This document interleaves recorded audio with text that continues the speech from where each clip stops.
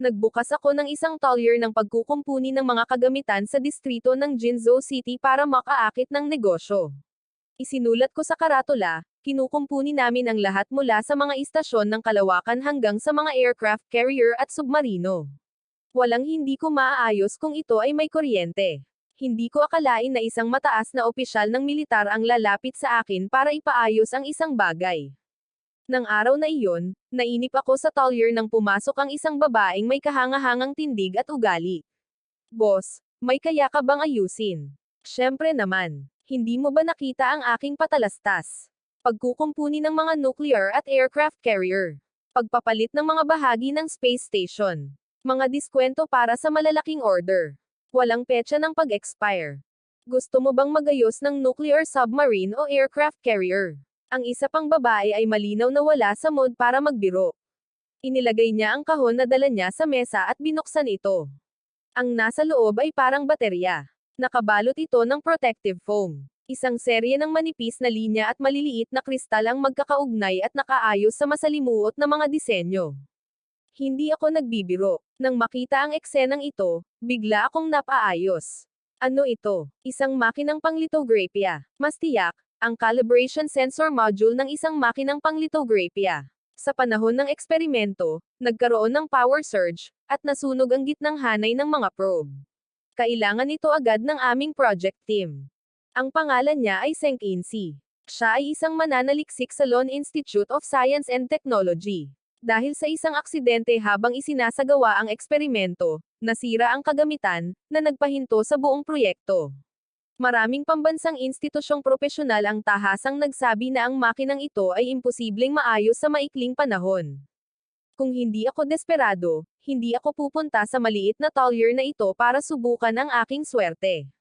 Oh, ito ay isang makinang panglithography. Ginang, hindi ka naman napunta sa maling lugar, di ba? Isa akong talyer ng mga kagamitan. Bakit hindi mo subukan ang hardware store sa tabi? Tiningnan ako ni Zheng Insi nang may pag-aalala. Parang hindi niya nakita ang mundo.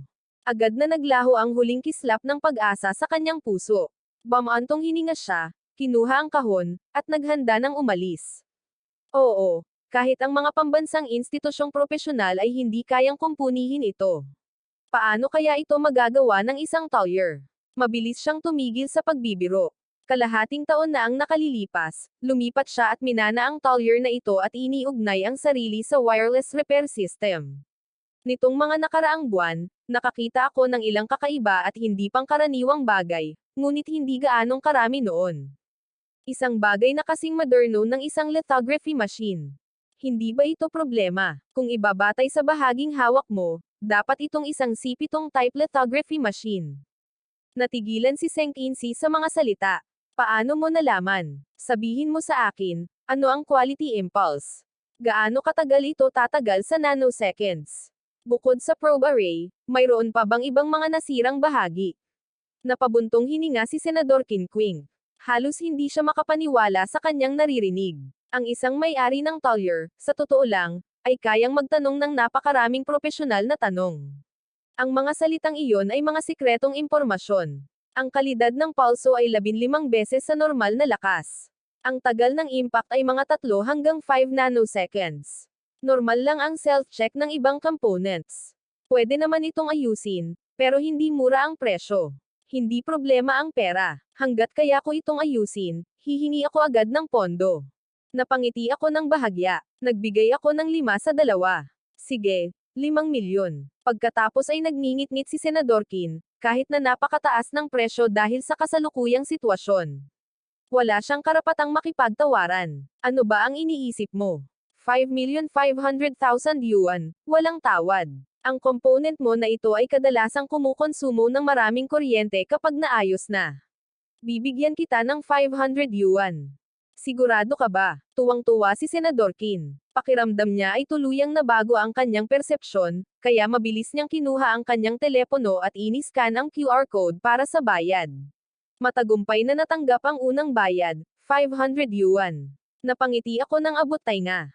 Dahan-dahan akong nagsuot ng isang pares ng guwantes sa tindahan, naglatag ng medyo malinis na puting tela sa mesa, at maingat na tinanggal ang module mula sa kahon.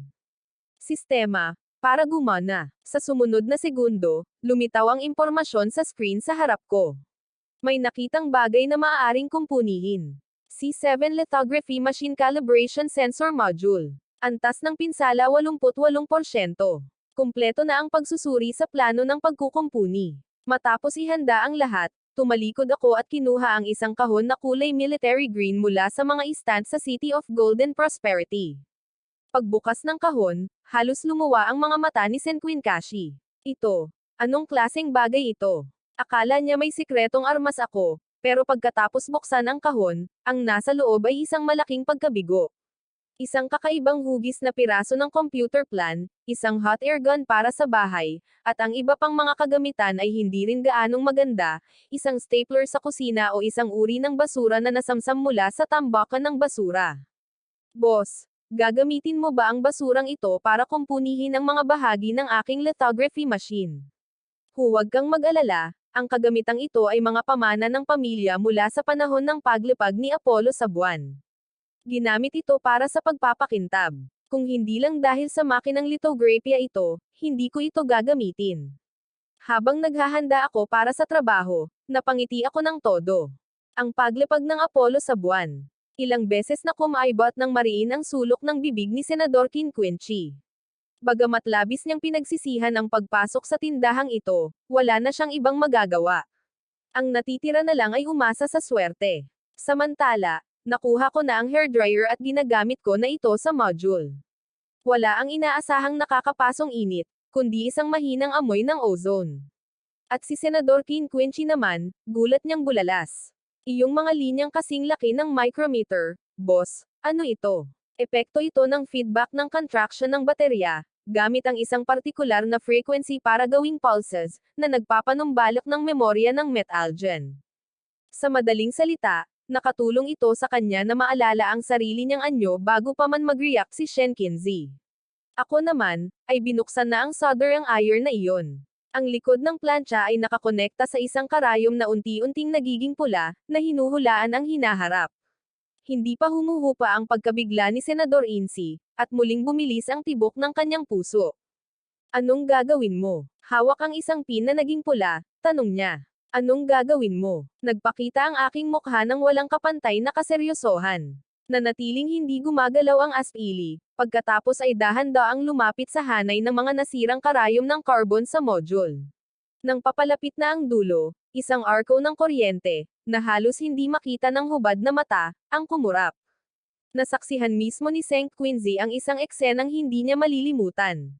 Huwag kang masyadong magulat, ha? Hindi ba't isa lamang itong malamig na kristal ng atomo? Ang mga mananaliksik mula sa Long Dragon Academy of Sciences. Tuldok-tuldok, ito lang, mukhang hindi mo pa nakikita ang mundo. Isa lamang itong malamig na kristal ng atomo. Gusto mo bang marinig ang sinasabi mo? Hindi man lang namin ipinapalagay na isulat ang teknolohiyang ito sa mga dokumento tungkol sa mga teknolohiya sa hinaharap. Masyadong gulat si Senquinzi para magsalita. Pakiramdam niya ay ang mga taon ng pag-aaral at ang pagtatatag ng kanyang siyentipikong pananaw sa mundo ay sinisira ng lalaking ito sa harap niya na may dalang tambak ng basura. Sige, ang huling hakbang, muling buuin ang hanay ng probe at ang mga linya ng micrometer. Napatitig si Senador Quink, sumalok ng kaunting pulbos mula sa isang lata ng cookie, at inilagay ito sa isang maliit na garapon na salamin. Pagkatapos ay inilagay niya ang drilling machine sa maliit na garapon na salamin at pinaandar ito. Ito ay ultrasonic suspension ng pinturang kahoy. Nakita mo na ba? Ipinapakita niya na magaling itong mananaliksik mo rito. Ngumisi ako ng abot tenga at saka binuksan ang plancha ng computer. Tiningnan ito gamit ang isang espesyal na magnifying glass. Ang mga linyang iyon sa nasunog na motherboard ay mabilis na inaayos, at ang mga naayos na linya ay mas perpekto kaysa dati.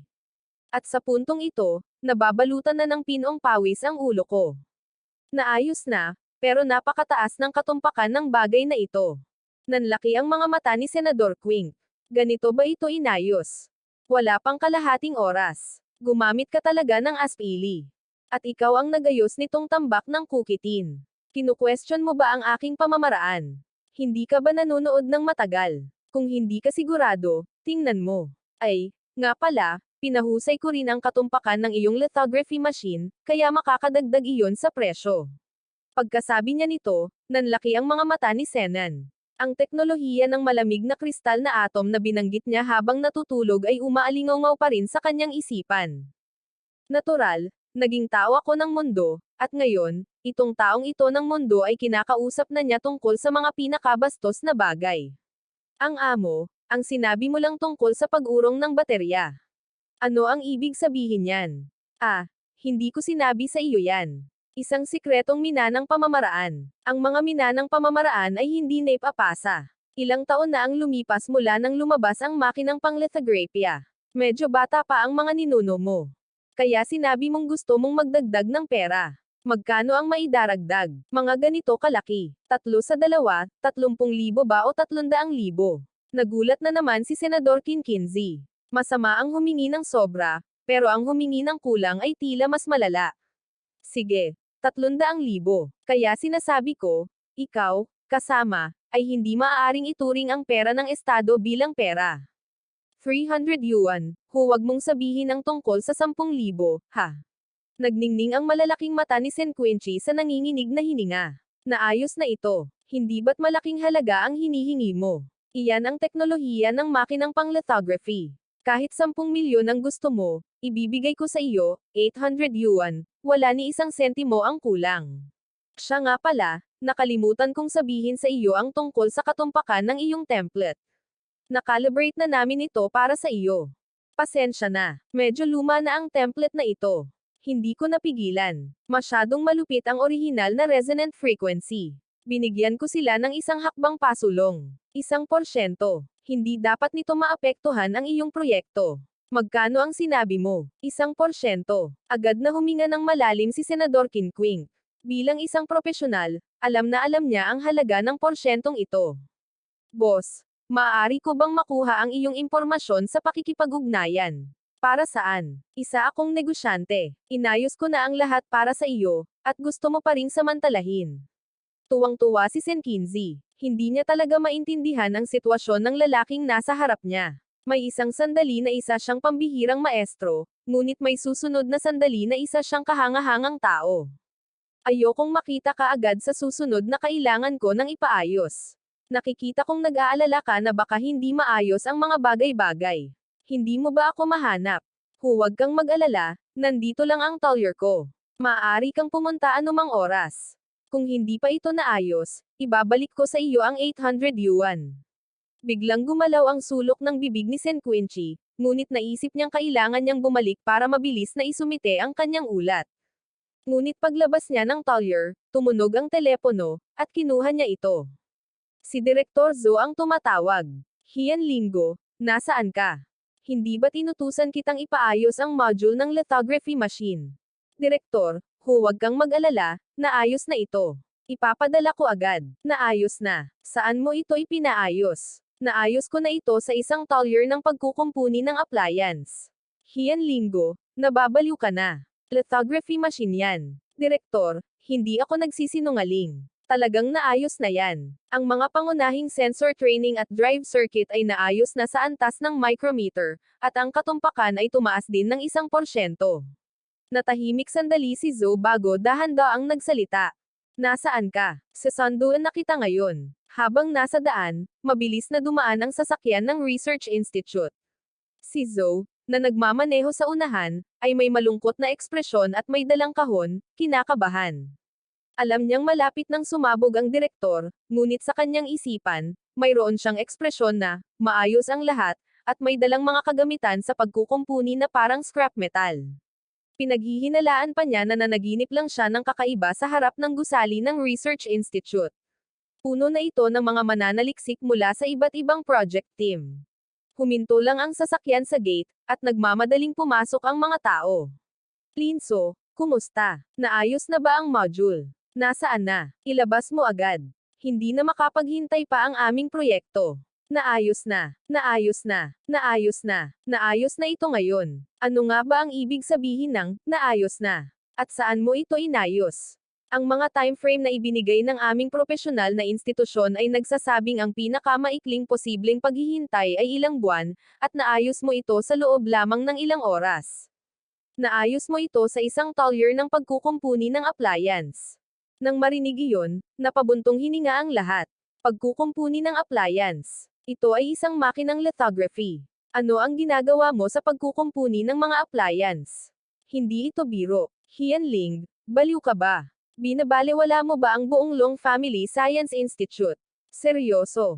Ang mga luhang kanina pa namumuo sa kanilang mga mata ay nagsimulang tumulo. Sige, tumahimik ang lahat. Hianling, sigurado ka bang naayos na ito? Tumango siya, blanko ang isip. Mabuti, dalhin ang mga bagay sa paglilinis ng lab number 1 para sa pagsusuri. Kung naayos na ito, magagawa mo ang isang mahusay na trabaho. Kung hindi ito naayos, maghanda na pumunta sa isang tribunal militar. Sa puntong ito, ang maaari lamang nilang ilagay ang kanilang pag-asa sa may-ari ng talyer, na tila hindi maaasahan.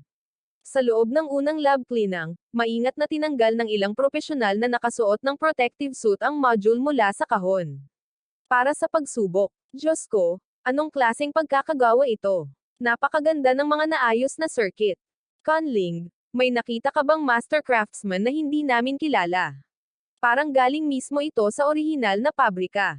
Hindi, mas perpekto pa ito kaysa sa orihinal. Walang bakas ng pagkukumpuni. Hindi nagtagal at pinuri siya ng lahat mula sa orihinal na lokasyon. Itinaas niya ang kanyang ulo, medyo naguguluhan, at tiningnan silang lahat. Hindi angkop ang material. Suriin natin agad ang material na ito. Mukhang wala tayong material na pang-ayos dito. Oo, Direktor. Agad na inactivate ng materials team ang mga instrumento para lubusang i-scan at suriin ang naayos na bahagi ng module. Muling bumilis ang tibok ng kanyang puso. Direktor, ipinapakita ng aming database na wala pa kaming material na iyon sa kasalukuyan, wala pa nga ito sa database, 2026 na, at mayroon pa ring mga hindi pa natutuklasang materyales. Bilisan mo, buksan ang kuryente para sa pagsubok. Hindi na may tago ni Zoe ang saya sa kanyang puso. Mabilis na pamuesto na rin ang lahat. Kumpleto na ang pagsusuri sa sarili ng power system. Walang anomalya. Kumpleto na ang pagtuklas ng internal logic unit. Walang anomalya. Kumpleto na ang power test. Nasa loob ng kontroladong saklaw ang mga halaga. Sunod-sunod na kumislap ang berdeng impormasyon sa malaking screen. Bawat tunog ay nagpabilis ng tibok ng puso ng lahat. Ang isang module na idineklarang pisikal na nasunog ay nakapasa sa lahat ng mga pamamaraan ng pagsusuri sa sarili. Hindi ito siyentipiko. Bilisan mo at gawin ang precision test. Umupo si Zoe sa upuan, umuugoy na parang halos pagod na pagod. Report. Direktor, hindi tama ang mga halaga. Report. Direktor, hindi tama ang mga halaga. Bigla siyang napaatras dahil sa mga sinabi ng mananaliksik, at mahigpit na naikuyom ang kanyang mga kamay. Nabasa ng pawis ang kanyang mga palad at tumulo sa kanyang manggas. Talagang may problema. Nagulat din si Zoe. Tumayo siya mula sa kanyang upuan. Anong problema? May problema ba? Mukhang isa itong napaka-advanced na lithography machine module. Tumaas ang halaga ng 1% kumpara sa mga ginamit natin noon. Sa palagay ko ay hindi atin ang module na ito, ngunit tila wala sa kasalukuyang antas ang kasalukuyang mundo. Tumaas ito ng 1%. Lumingon si Zoe sa paligid na parang tinamaan ng kidlat. Nanlaki ang mga mata, nawalan siya ng malay, at ang lahat ay nagpakita rin ng pananabik.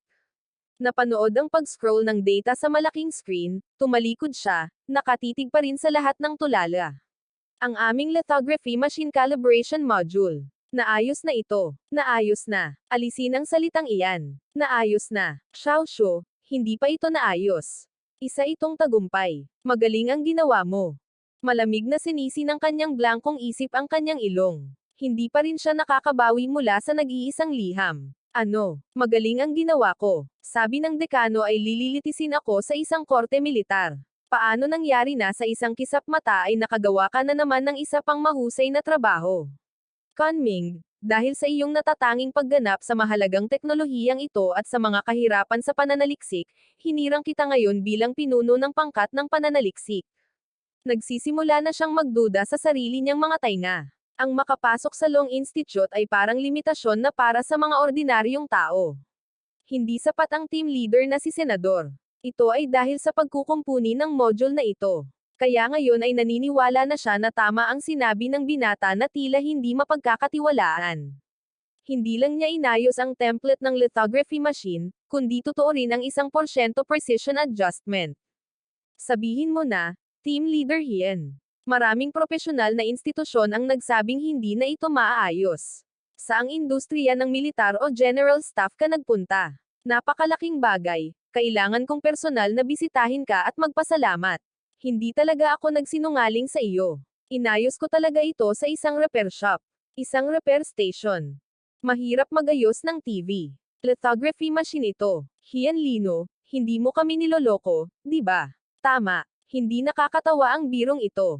Hindi talaga ako nagbibiro. Sa sandaling iyon, wala talaga akong ibang magawa kundi pumunta sa repair shop na iyon dahil ang karatula na nakasabit sa pinto nito ay partikular na nakakaakit. Anong karatula? Nag-aayos ng mga spacecraft at mga istasyon sa kalawakan.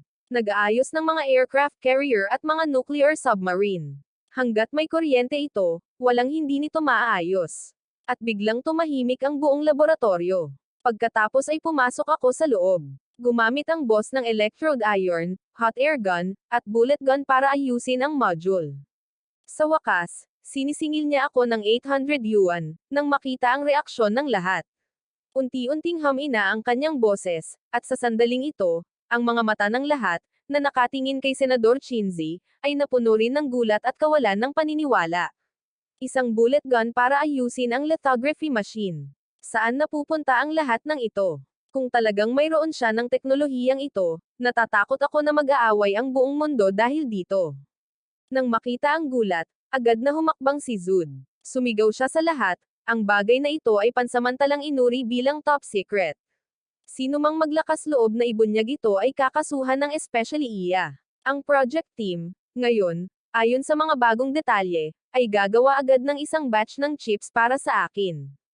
Gusto kong makita ang mga resulta sa lalong madaling panahon. Pagkatapos sabihin iyon, sinenyasan siya ni Zhou. Xiaoshu, huwag kang umalis. Naaalala mo pa ba ang Tollier na iyon? Saan iyon? Natatandaan ko. Sige, dalhin mo ako roon. Gusto kong makita ang amo na ito. Hintayin mo ako sa labas. May kukunin ako. Kung maaayos ito ng amo na ito, kahit ano ang gusto niya.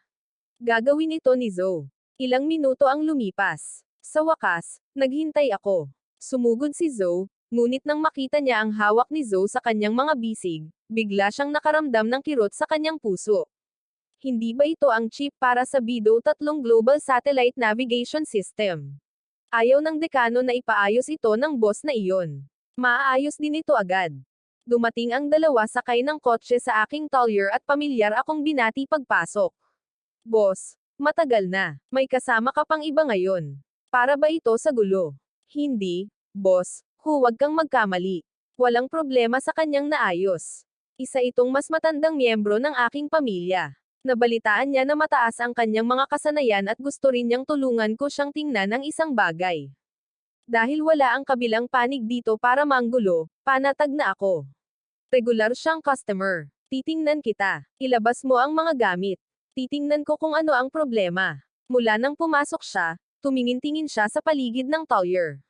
Mas simple ito kaysa sa inaakala niya. Akala ko noong una, ang isang lugar na maaaring magkumpuni ng mga makinang pang-lithography ay mayroon ng kahit kaunting propesyonal na kagamitan, ngunit dito ay hindi lamang walang anumang propesyonal na kagamitan.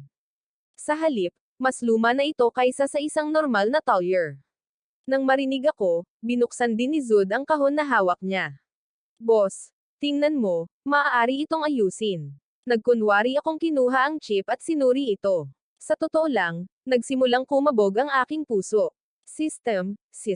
Mabilis na pag-scan. Natukoy. Maaaring kumpunihin na item. Video Satellite Navigation Chip number 3. Lahat ay ginamit sa naka-encrypt na bersyon. Damage degree 72%. Nasira ang main logic gate circuit. Nabigo ang data woofer. Lahat ay ginamit. Pagpasok ko sa pinto, alam kong hindi ordinaryo ang matandang ito. Hindi ko inaasahan na galing siya sa militar. Parang binabantayan ako mismo.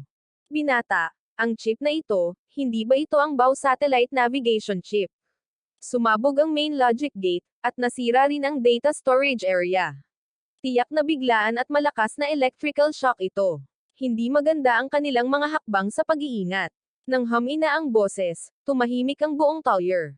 Sa unang pagkakataon, lumitaw ang pagtataka sa mga mata ni Zoe na puno ng pagtataka.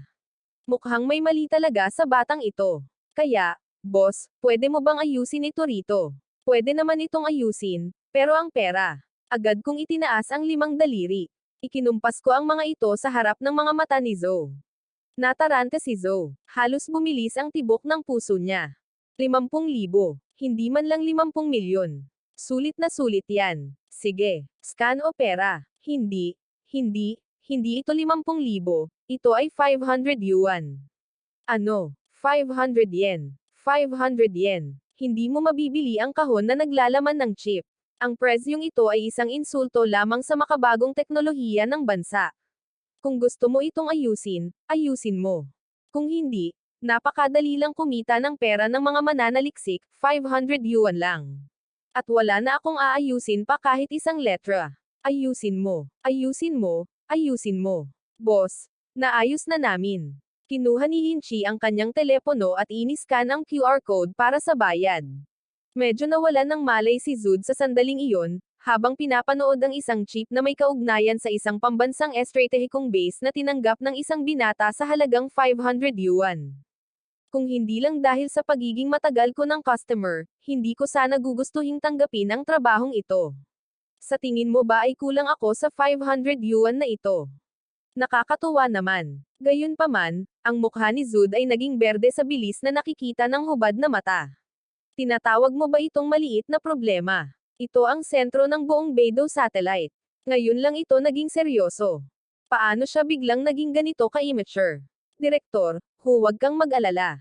Ganoon talaga ang amo. Kahit ang mga taong may mataas na kasanayan ay mainitan ang ulo.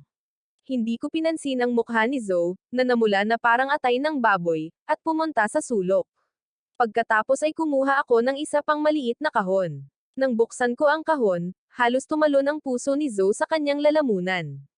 Isang lumang panahong hand drill bit. Hindi ko alam kung saang dental office ko ito nakuha.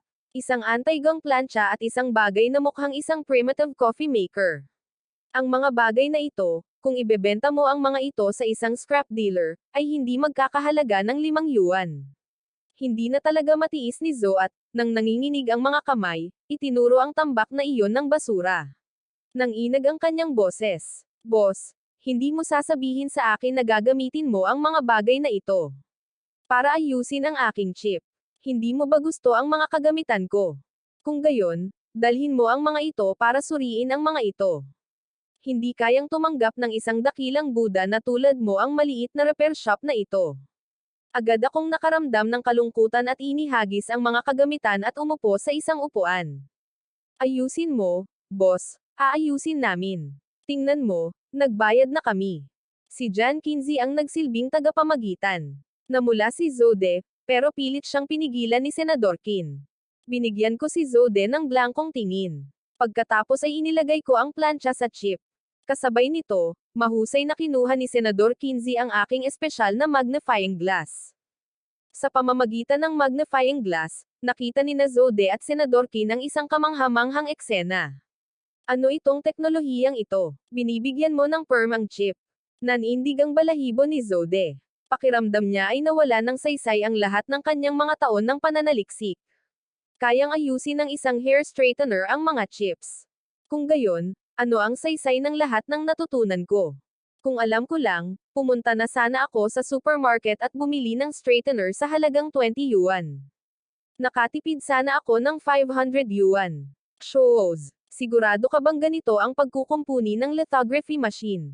Ito ay kalokohan ng mga bata, mukhang wala akong inaayos. Oo, Direktor, tingnan mo ang pulbos na iyon. Ang teknolohiyang ito ay tinatawag na ultrasonic materialization suspension. Ultrasonic materialization suspension. Ano ba itong teknolohiyang ito?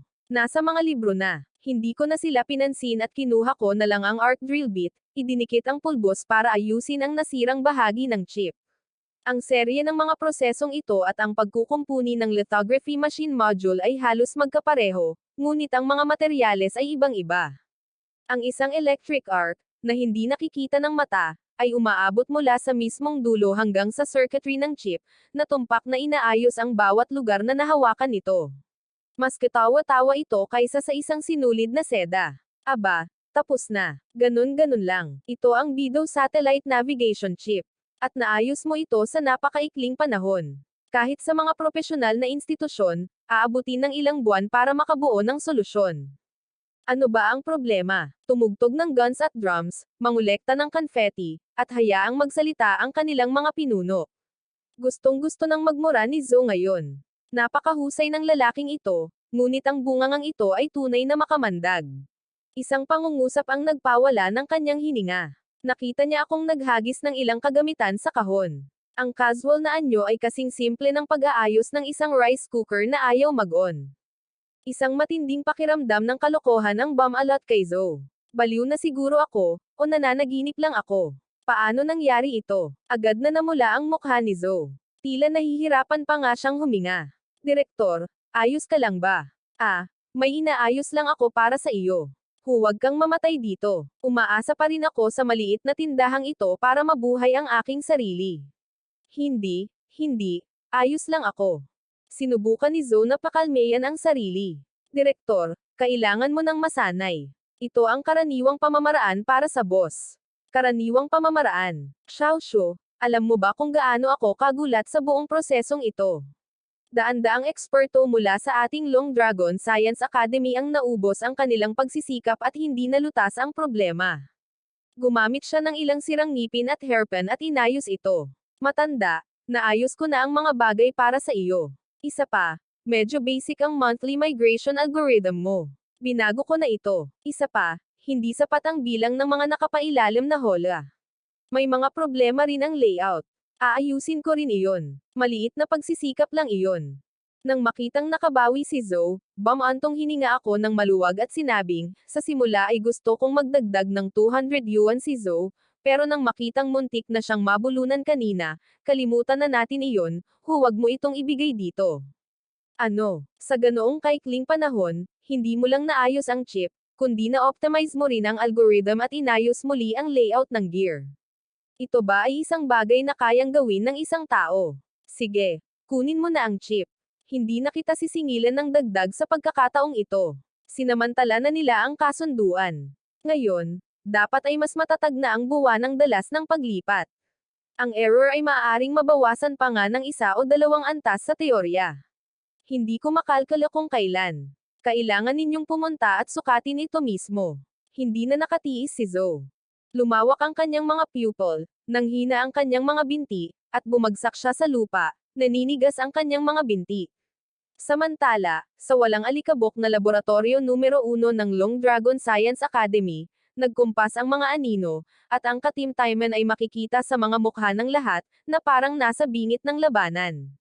Natapos na ang inspeksyon ng pagkakapareho ng photoresistor coating.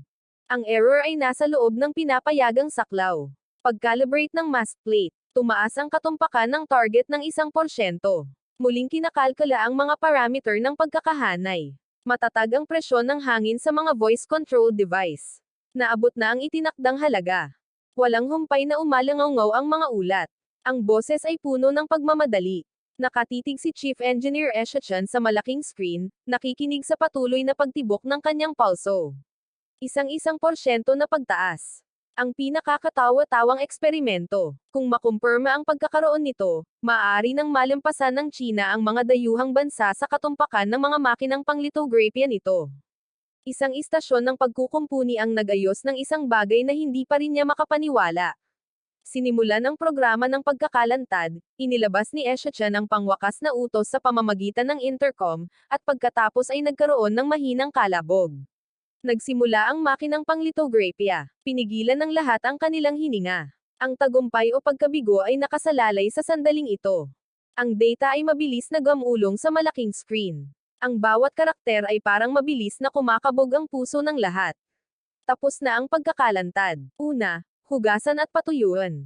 Bawat hakbang ay perpekto, parang isang aklat aralin. Nang ang wafer na may hawak na pag-asa ng hindi mabilang na tao ay ipinadala sa test platform ng robotic arm, halos tumigil sa pagtibok ang puso ni Aiken. Perpekto ang mga resulta ng pagsusuri. Normal ang lahat ng bahagi ng unit, kumpleto ang istruktura. Ang aktwal na pagbuti ng katumpakan ay 1.2%. Agad na tumahimik ang buong laboratorio. Tila lahat ay nanigas na parang mga estatwa. Tagumpay. Nagawa namin. Diyos ko, hindi ako nananaginip. Tumawa ang mga tao, ngunit umagos ang mga luha na parang sisabog na. Napatitig si Aiken sa malaking screen, 1.2%. Nanginag ang kanyang katawan nang hindi mapigilan. Matapos magbasa ng napakaraming libro at matuto ng marami, inatake siya ng isang technician sa pagkukumpuni ng appliance at naiwan na pagod na pagod. Kasabay nito, medyo seryoso ang kapaligiran sa conference room ng mga nangungunang pamamahala ng China. Ang conference table, na mahigit 10 metro ang haba, ay puno ng mga tao. Ito ang mga pinakamaimpluwensyang siyentipiko sa China ngayon. Nabasa na nilang lahat ang ulat ni Zhou. Lahat ay nagbabahagi ng kanilang mga saloobin. Inihampas ni Son Minduan ang kanyang kamao sa mesa. Medyo galit ang kanyang boses. May kopya sa mesa ng lahat. Ang pinakabagong ulat mula sa Regional Research Institute ng Long Dragon Academy of Sciences. Wala nang masasabi pa. Pinagtatawanan tayo ni Zode. Ang mga C7 lithography machine calibration module ang sentro ng lahat, at kakaunti lang ang mga bansa sa mundo na kayang kumpunihin ang mga ito. At siya, mabuti, ibinibigay niya ito sa isang appliance repair shop para ayusin ang lithography machine module. Talagang tinatrato niya ang lithography machine na parang TV. Pinalo ni Old Yang ang kanyang pisngi, ang kanyang mukha ay namula sa galit. Sumasang-ayon ako sa opinyon ni Old Yang. Sinasabi ng ulat na iyon na ang isang family craftsman, folk expert, ay nag-iisip na nagsusulat siya ng nobelang martial arts. Sa tingin ko, si Zode ay nasa ilalim ng labis na pressure at naghahalusinate. Tayong mga bansang kanluranin ay matagal nang naghihiwa-hiwalay, at lahat tayo ay balisa sa ating mga puso. Naiintindihan natin iyon, ngunit sa mga sandaling tulad nito dapat tayong manatiling malinaw ang isip. Nagsisinungaling si Zode. Hindi na ito basta kapabayaan lamang, kundi isang matinding pagtataksil. Ang kapaligiran sa meeting room ay lalong naging tensyonado, at halos lahat ng opinyon ay pare-pareho. Si Son Muan, na nakikinig sa mga talakayan ng karamihan, ay lalong kumunot ang noo. Kilala niya si Zode bilang isang napakahigpit na siyentipiko na tiyak na hindi magsasalita ng walang kabuluhan. Hindi may kakaila ang mga kontribusyon ni Direktor Zode sa larangan ng siyentipikong pananaliksik. Marahil ay may iba pang mga dahilan sa likod ng bagay na ito. Anong uri ng misteryo ang maaaring mayroon? Sa palagay ko ang pinakamalaking misteryo ay ang ulat mismo. Naniniwala ako na dapat nating agad na ihinto ang lahat ng mga proyekto sa pananaliksik sa 7th Institute at magpadala ng isang pangkat ng mga investigador upang siyasatin ito. Mayaman ako. Mayaman din ako. Sumulyap si Son Mingguan sa galit na karamihan at bamaantong hininga. Sa pagkakataong ito, Zode, natapakan mo ang isang bakal na plato. Sa sandaling ito, may kumatok sa pinto ng silid pulungan. Namula ang kalihim sa pinto. Ministro Son, ang 7th Institute ay nagsumite ng isa pang nangungunang ulat. Muli, ganap na natapos si Zode. Ito ang susunod na ulat. Sasabihin niya na gumawa siya ng isang Gundam. Malamig na sumangot si Old Yang, ang kanyang mukha ay lalong nakasimangot. Ipinapakita ng ulat na ang ikapitong institusyon ay nakabuo lamang ng isang bagong uri ng chip. Gumagamit ito ng isang bagong pamantayan sa pag-scale. Kay bago ng bagong pamantayan. Ipinapakita ng ulat na ang katumpakan ay 1% mas mataas kaysa sa nauna. Natahimik si Yang. Agad na tumahimik ang buong silid ng pagpupulong. Kasunod ng katahimikan, agad na sumabog ang kapaligiran. 1%. Anong klaseng konsepto ito? Bilisan mo at ibigay mo sa akin ang ulat. Si Old Yang, na may mukhang hindi makapaniwala, ay lumipad palapit at kinuha ang ulat. Matapos itong titigan ng mabuti ng ilang minuto, hindi niya maiwasang manginig. Anong problema, Old Yang? Ayos ka lang ba? Hindi ang datos na ito ang problema, pero paano ito posible? Maaring magsinungaling ang mga tao, pero hindi ang datos. Matagal na siyang kasangkot sa siyentipikong pananaliksik at agad niyang nakikita ang anumang pagkakamali sa datos, pero ang datos sa ulat na ito ay ganap na tumpak. Sinasabi ko lang, si Zozan ang direktor ng maraming taon at tiyak na hindi siya kikilos ng labag sa mga patakaran, pero masyadong misteryoso ang bagay na ito. Maaaring may naipon sila kanina na kaka-rating lang sa tugatog nito at pagkatapos, nagkataon, isang tagumpay ang naganap. Nagkataon, 1%. Tinatawag mo ba itong nagkataon? Hindi pinansin ni Son Minduan ang mga argumento ng karamihan at mabilis na kinuha ang ulat at sinuri ito ng detalyado. Maya-maya, paulit-ulit na nanatili ang kanyang tingin sa 1.2% ng pag-unlad at sa bagong chip. Mga Ginoo, hindi may kakaila ang datos sa ulat na ito. Pinatutunayan din nito na ang ulat ni Zud ay tiyak na hindi mali. Ngunit ngayon ang problema ay nasa Talyer na ito. Huminga ng malalim si Son Mingguan, ang kanyang mukha ay may bakas ng pagkagulat, ngunit mas lalo na, pagkabulag. Talyer ng pagkukumpuni ng appliance, eksperto sa katutubong tao, o manggagawa ng pamilya. Ang mga salitang ito ay parang ordinaryong tunog, ngunit isang Talyer ng pagkukumpuni ng appliance. Kaya nitong kumpunihin ang mga makinang pang-lithography. Higit sa lahat, naayos na nito ang isa. Ministro Son, sa palagay ko ay hindi ito totoo. Iyan ay isang module ng makinang pang-lithography.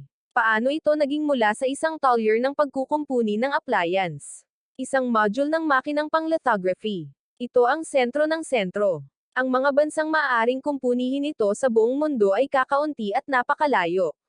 Marahil ito ay isang panlilinlang ni Direktor Zud upang linlanggan ang iba. O marahil ang tinatawag na Talyer ng pagkukumpuni ng appliance ay isang lihim na base para kay Direktor Zud. O marahil ay tinatakpan ni Direktor Zo ang katotohanan. Sumimangot ang ilang iskolar. Biglang naging maingay muli ang silid pulungan. Nagulat sila sa mga nagawa ng chip, ngunit habang lalo silang nagulat, lalo silang naging mausisa tungkol sa Talyer na ito.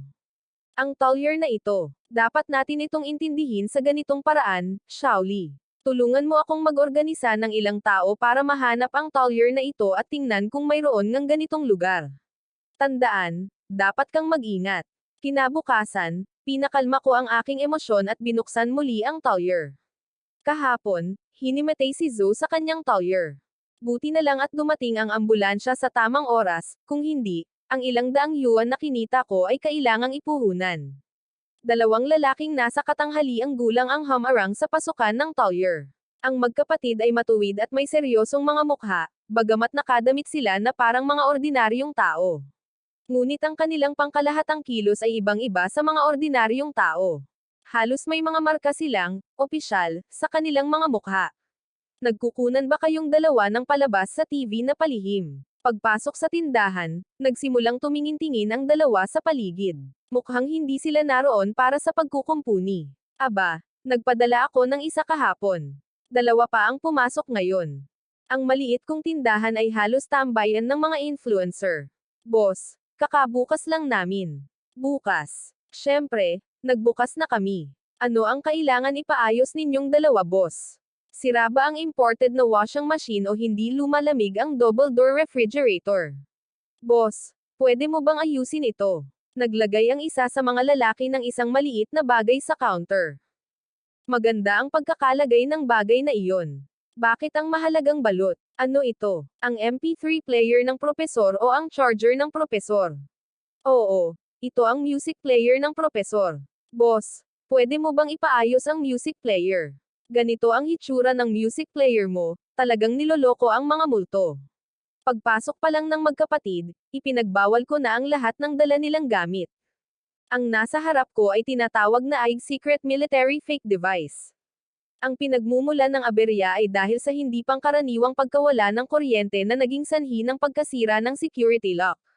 Ang magkapatid na ito ay hindi pumunta para magayos ng mga bagay, pumunta sila para subukan. Mukhang luma na ito, at medyo nakakaabala ang pag-aayos nito.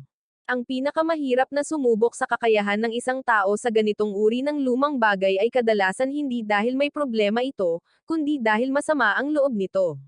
Kinuha ko ang listener at tinimbang ito, habang tinitingnan ang mga tao sa aking kunwaring misteryo.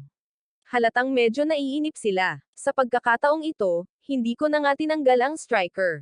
Ginamit ko lang ang aking mga daliri para tapikin ang listener ng ilang beses. Mabagal at ritmo ang tunog.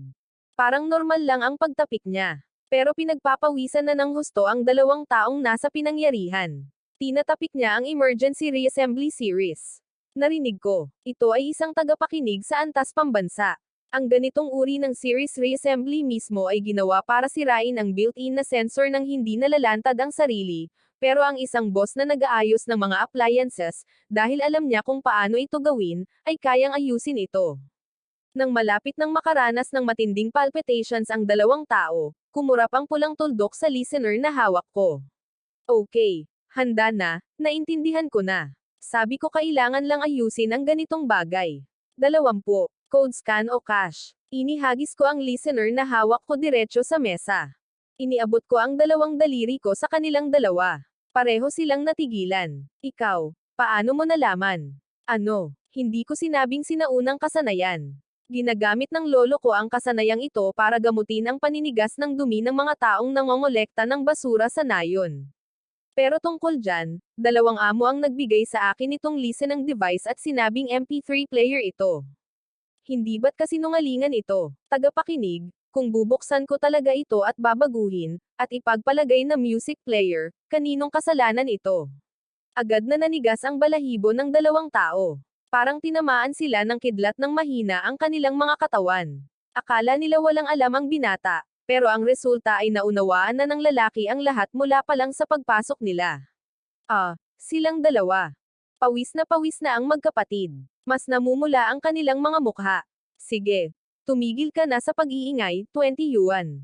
Ilipat mo agad. Huwag mong subukang magnakaw. Minomonitor ang lugar na ito sa buong lungsod. Ibigay mo, ibigay mo, ibigay mo. Ibibigay namin sa iyo. Paulit-ulit na tumanggo ang magkapatid. Kinuha ni Swenji ang kanyang telepono at nag-scan ng 20 yuan. Sige, may gagawin ka pa ba? Tapos na silang mag-aral at hindi pa sila aalis. Tiningnan ko ang impormasyon sa dawan. Tiningnan silang dalawa ni Swenji ng kakaiba. 2 at 2 at 2.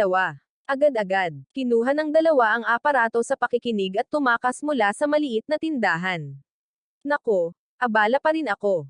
Gayunpaman, pagkalabas nila ng maliit na tindahan, umupo ang magkapatid sa kotse at huminga ng malalim.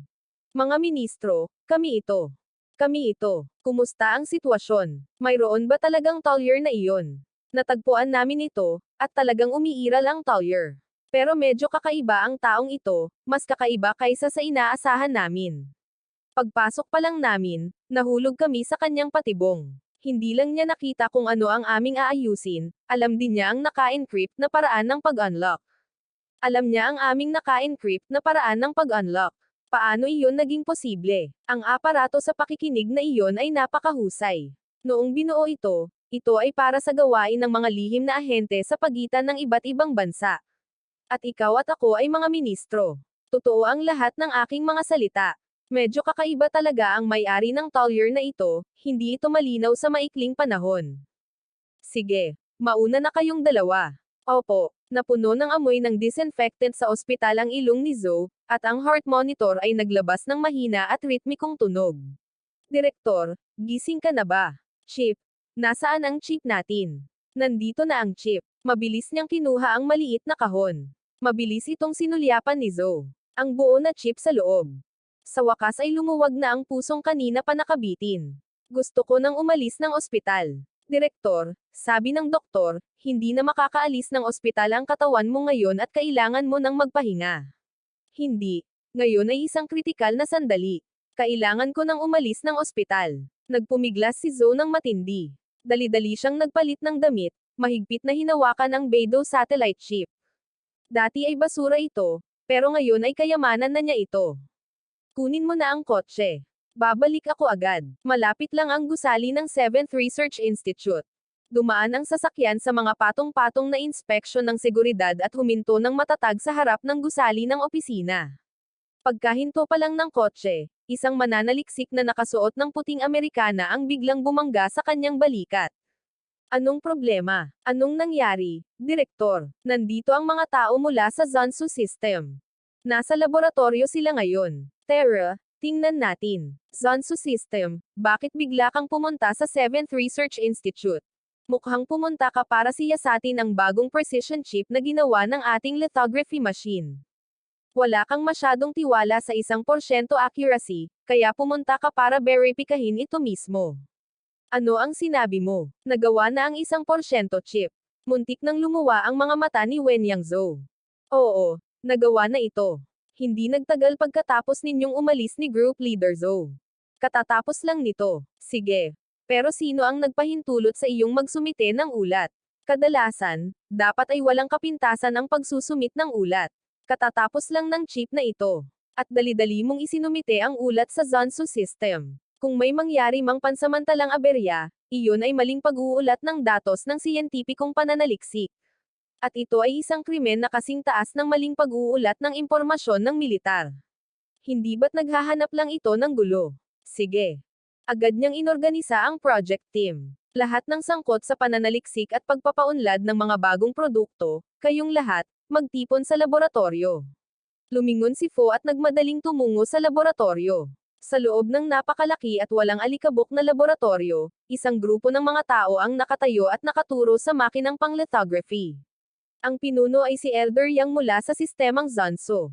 Ang feedback loop ng calibration module ay na-optimize na hanggang sa limitasyon, at ang optical compensation path ay muling idinisenyo.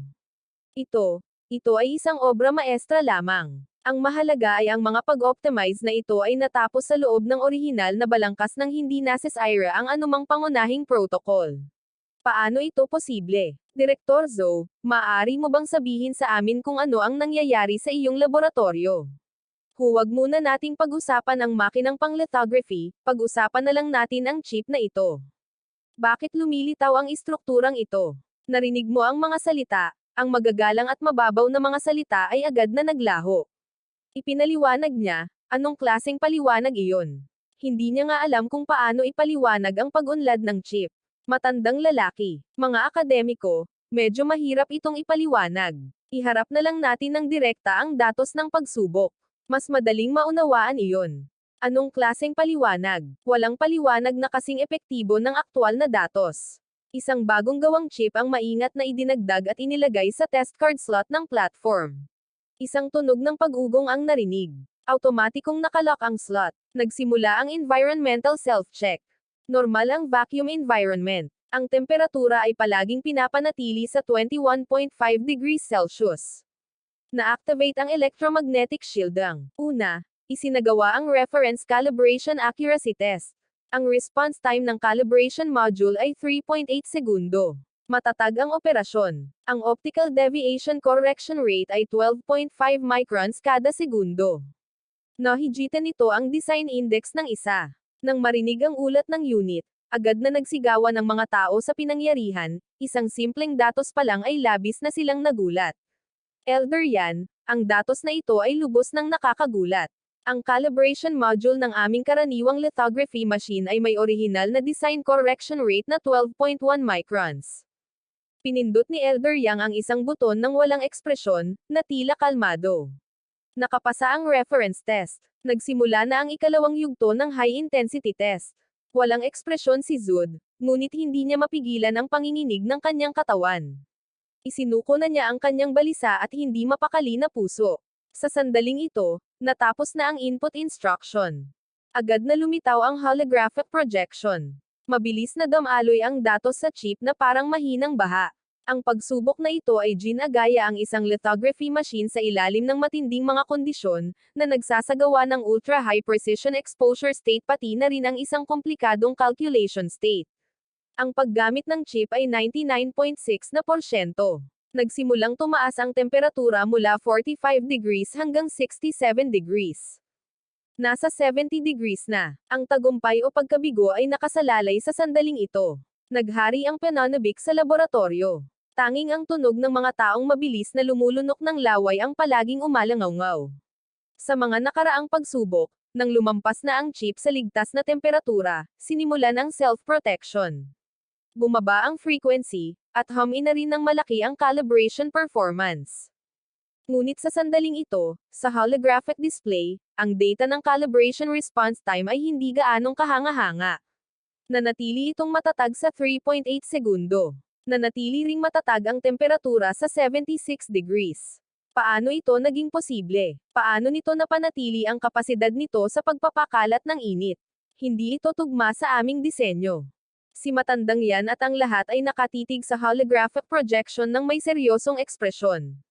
Binago na nito ang kanilang tradisyonal na mga ideyang siyentipiko. Biglang nais ni Zudo na gumawa ng isang malaking bagay para mapansin ng mga pinuno ng sistema ng Zanso. Maghanda kayong lahat para sa huling pagsubok. Gayahin ang pagpapatakbo ng makinang lithography sa ilalim ng matinding panginginig ng boses.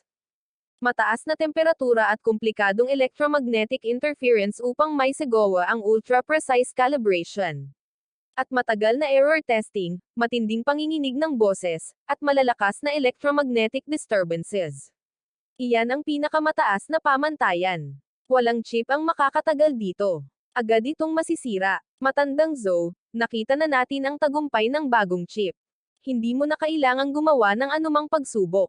Perpekto na ito. Ngunit si Zo ay nababaliw na sa puntong ito.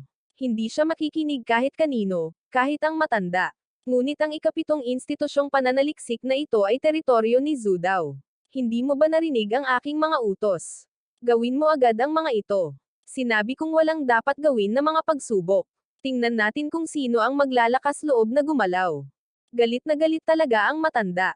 Napakagandang chip. Kung masisira ito ng bigla ang dagdag na kahirapan ni Zodeo, lahat sila ay mamamatay sa matinding pagkabalisa. Ang mga tao mula sa iba't ibang unit na responsable sa mga pagsubok ay nakataas ang kanilang mga kamay. Tumutulo pa nga ang pawis sa kanilang mga noo.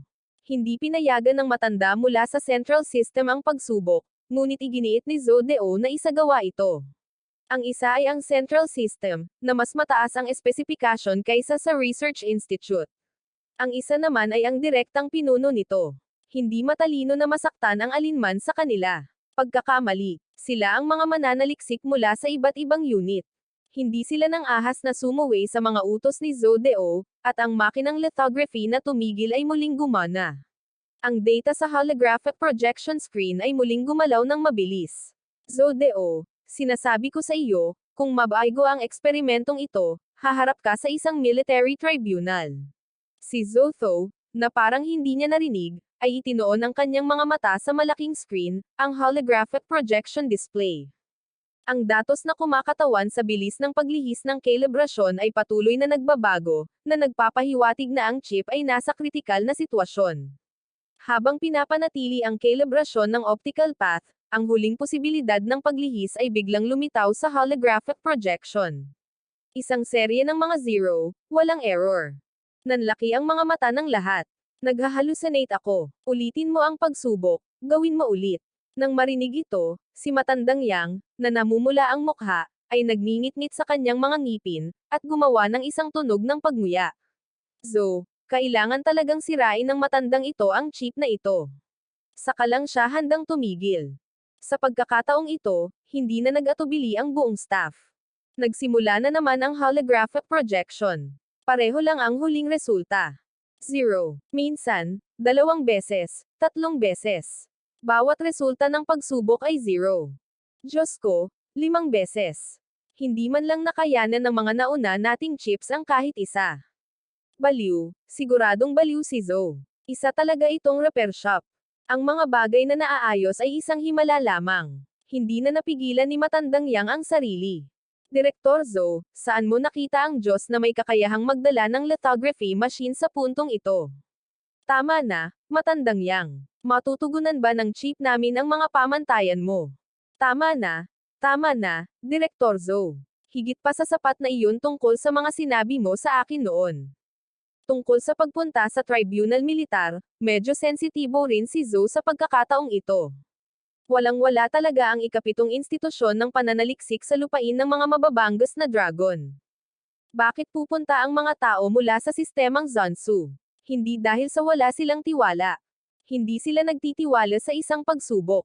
Bibigyan mo sila ng 5, at maniniwala sila o hindi. Tingnan mo, Direktor Zo, matanda na kami at mapili pa rin kami. Ilalagay mo yan sa trunk ng kotse ko. Dalhin mo ang aking bot ihingi ng Hano para masubukan ito ni Direktor Zo. Natigilan ang lahat ng naruroon. Ang buong sistema ng documentation center. Sino ba ang hindi nakakaalam ng ugali ni matandang yang? Direktor Zhou. Ito ang detalyadong ulat ng datos mula sa aming 5 pagsubok. Pakipirmahan. Ako na ang bahala. Ako na ang bahala. Paano ko naman maaabala si Direktor Zhou sa napakaliit na bagay na ito? Kinuha ni Ginang Yan ang mga dokumento mula sa mga tauhan at sinimulang suriin ang mga ito ng mabuti. Lalong lumawak ang ngiti sa kanyang mukha. Ang datos mula sa 5 pagsubok ay nagbunga ng iba't ibang resulta. Paano patuloy na mapapabuti ang katatagan ng chip na ito? Tunay na kamangha-mangha. Tingnan ang feedback curve na ito. Tinitigan ni Ginang Yan ang mga datos. Habang tinitingnan niya ito, lalo siyang natutuwa. Kung mas marami pang datos na tulad nito, ano pa ang dapat nating gawin, matandang Zhou? Kapatid, may tanong ako sa iyo. Talagang ginawa ito ng may-ari ng Talyer na iyon. Tuwang-tuwa ang matandang babaeng siya na isinilid ang mga dokumento sa kanyang briefcase. Anong problema? Hindi ka pa rin naniniwala. Hindi naman sa hindi ako naniniwala. Masyado lang itong hindi ka panipaniwala. Sa pinakamababa, dapat mo ring sabihin sa akin kung anong mga materyales ang ginamit niya. Isa rin itong kontribusyon sa ating siyentipikong layunin. Sige, kung gayon, tatawagan ko ang boss na iyon. Huwag kang magsalita, Boss Chen. Hindi kita guguluhin. Tiyuhin ako ni Seng Insi. May inayos ako sa Talyer mo noong hapong iyon. Naaalala mo ba ako? Oh, ikaw ba yan? Gumaling ka na ba? Bakit ka tumatawag? Hayaan mong sabihin ko sa iyo. Hindi. Pumunta lang ako para magbigay ng magandang balita sa iyo. Napakapakinabangan ng module ng lithography machine na inayos mo. Hindi ba't kamangha-mangha iyon? May masasabi ka ba sa akin na hindi ko alam? Para maayos ang dayuhang makinang pangukit na iyon, kinailangan ko pang kayurin ang takip ng ogonma, dinurog ito hanggang maging pulbos. Snow crab. Orihinal na gagamit ako ng takip ng biskwit para sa aso. Ang paniningil lang ng ilang daang yuan ay isang pabor na. Natigilan ang lahat ng nasa lugar. Para saan ba ang lahat ng ito? Talagang maraming paraan si Chief Chen para sa pagkukumpuni ng mga makinang pang-lithography. Sa unang pagkakataon, naisip ko, bakit napakamura ng mga makinang pang-lithography? Ang takip ng isang bagay na walang kwentang bagay ay kayang magkalmot ng isang bagay para maayos ito. Hindi naman sa sinasabi kong, hoy, may gagawin ka ba o wala? Busy ako rito. Ang kusina sa tabi ay naghihintay na magprito sa electric stove. Wala lang. Nang mapansin ito ni Zaudio, ibinaba ko agad ang telepono. Pagkatapos, nabalot ng nakamamatay na katahimikan ng buong laboratorio. Ano ang sinabi ng pinuno sa huli? Sinabi niya na gusto niyang ayusin ang electric stove, na kaya niyang ayusin ang lithography machine. Bakit niya kailangang ayusin ang electric stove? Ilang beses na mariing ginalaw ni Zaudio ang kanyang lalamunan at hirap na sumagot. Sabi niya, sabik na gamitin ng kapitbahay ang kalan para magprito. Kumislap ang mga mata ng matandang yang ng minsanan. Pagkatapos, lahat ay natamba at bumagsak sa lupa. Dinala siya sa ospital, mabilis sa ospital. Sa silid ng ospital, pagkatapos ng mahigit 10 minuto, Doktor, kumusta na ang pasyente? Hindi naman masyadong malala ang problema. Napukaw lang ang kamalayan ng publiko. Bahagyang tumaas ang presyon ng kanyang dugo. Ano ang ginawa ninyo, mga matatanda? Hindi ninyo kayang gawin ang mga ganitong nakakaengganyong bagay. Sa wakas ay napanatag na ang puso ni Zhou. Mga nakakaengganyong bagay. Ano pa ba ang mas nakakaengganyo kaysa sa isang makinang panglithography na inayos gamit ang takip na lauganma? Oo, binaligtad lang nito ang lahat ng ideyang siyentipiko. Anong klaseng tao ito mula sa Talyer, Direktor Zhou? Maaari ba naming kontakan muli ang amo? Gusto naming malaman kung anong brand ng takip na lauganma ang makakapag-ayos ng makinang panglithography. Napakahalaga nito sa amin, Direktor Zhou, hindi mo ito mate-atago. Ito ay kapaki-pakinabang para sa buong China. Makakaasa kayo. Ang kredito ay sa inyo. Hindi namin ito aalisin sa inyo. Hindi ko sinabing aagawin mo ang kredito. Hindi lang maganda ang ugali ng amo, at hindi rin pangkaraniwan ang aming pagkakakilanlan. Sa paningin niya, wala kaming kwenta.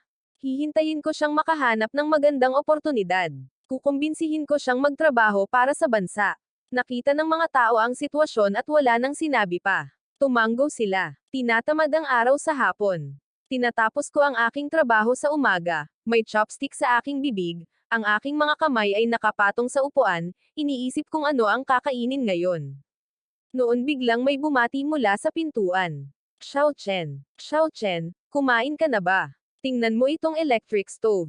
Hoy, kumain ka na ba? Tingnan mo ang induction cooktop. Ang bilis naman. Kakatapos lang magluto ni Tia ng nilagang karne ng baka. Halika at subukan mo. Salamat po, Tia. Tungkol naman sa pagluluto, may 800 uri ng pampalasa sa restaurant. Hindi parang lutong bahay ang lasa ng ginagawa nila. Kwadradong papel at lumang toyo. Masarap ang lasa, Tia. Salamat. Hindi ka na ninangil para sa mga pagkukumpuni.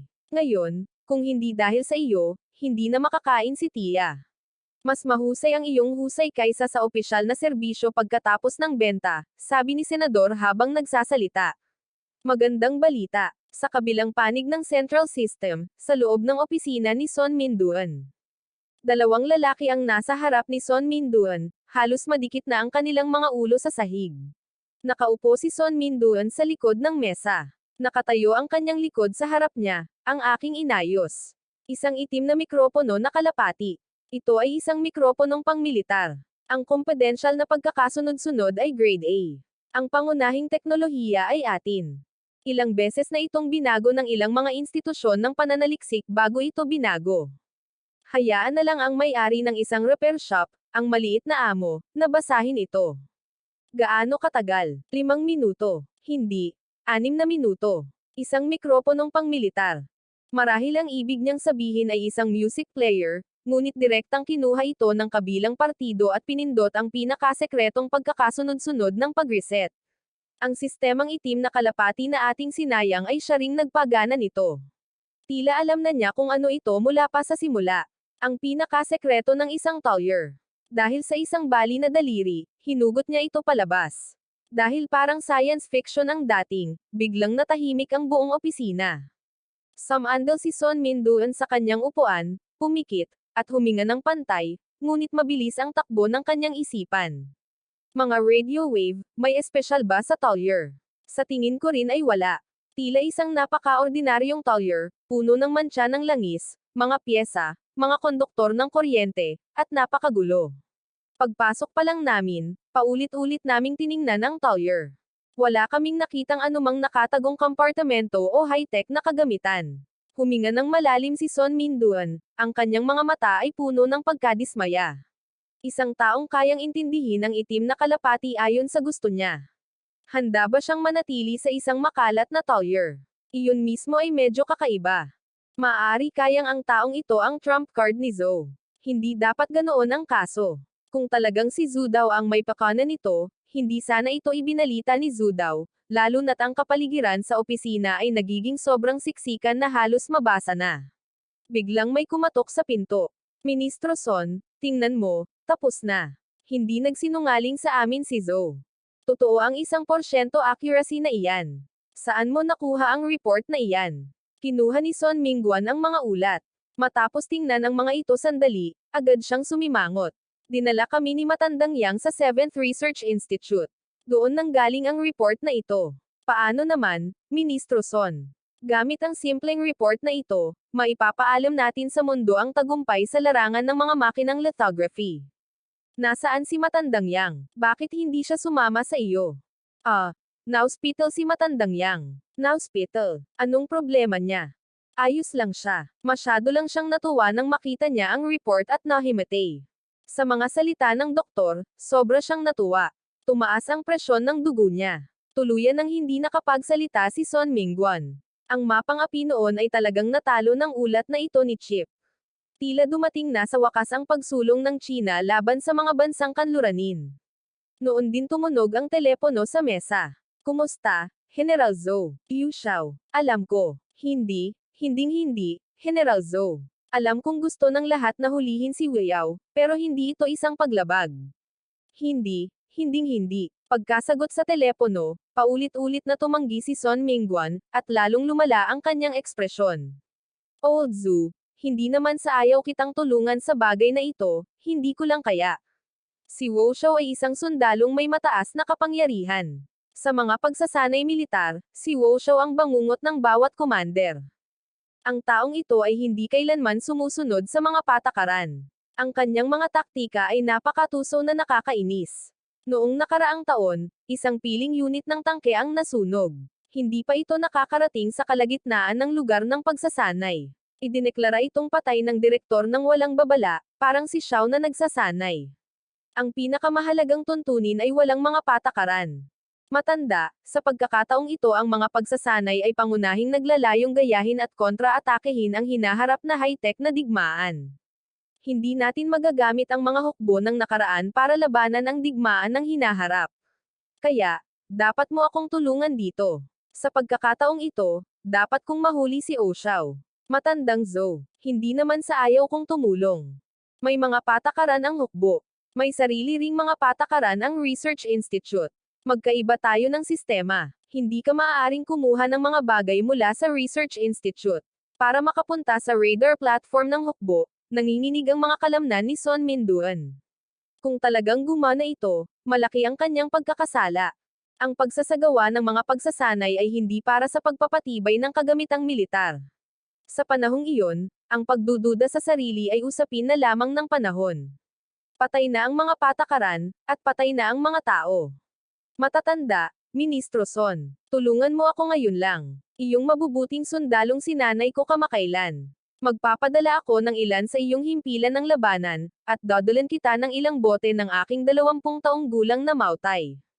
May mga gwardya ako sa himpilan ng labanan, at hindi rin ako nagkukulang ng alak. Kuya Son, maaari ba kitang tawaging Kuya Son? Anong uri ng mga armas? Mga laser, electromagnetic pulse. Bigyan mo ako ng ilan. Hindi ko ito gagawing masyadong mahirap para sa iyo. Kahit na nasa loob ito ng iyong laboratorio, anumang bilog na makina na may kaunting potensyal ay ayos lang.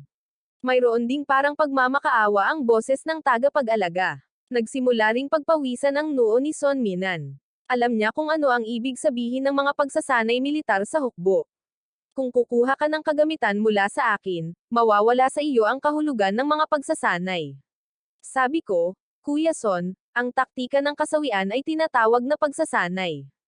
Mga supersonic missile, mga kayag ng drone, lahat ng ito ay parang isang bagay mula sa isang pelikulang science fiction.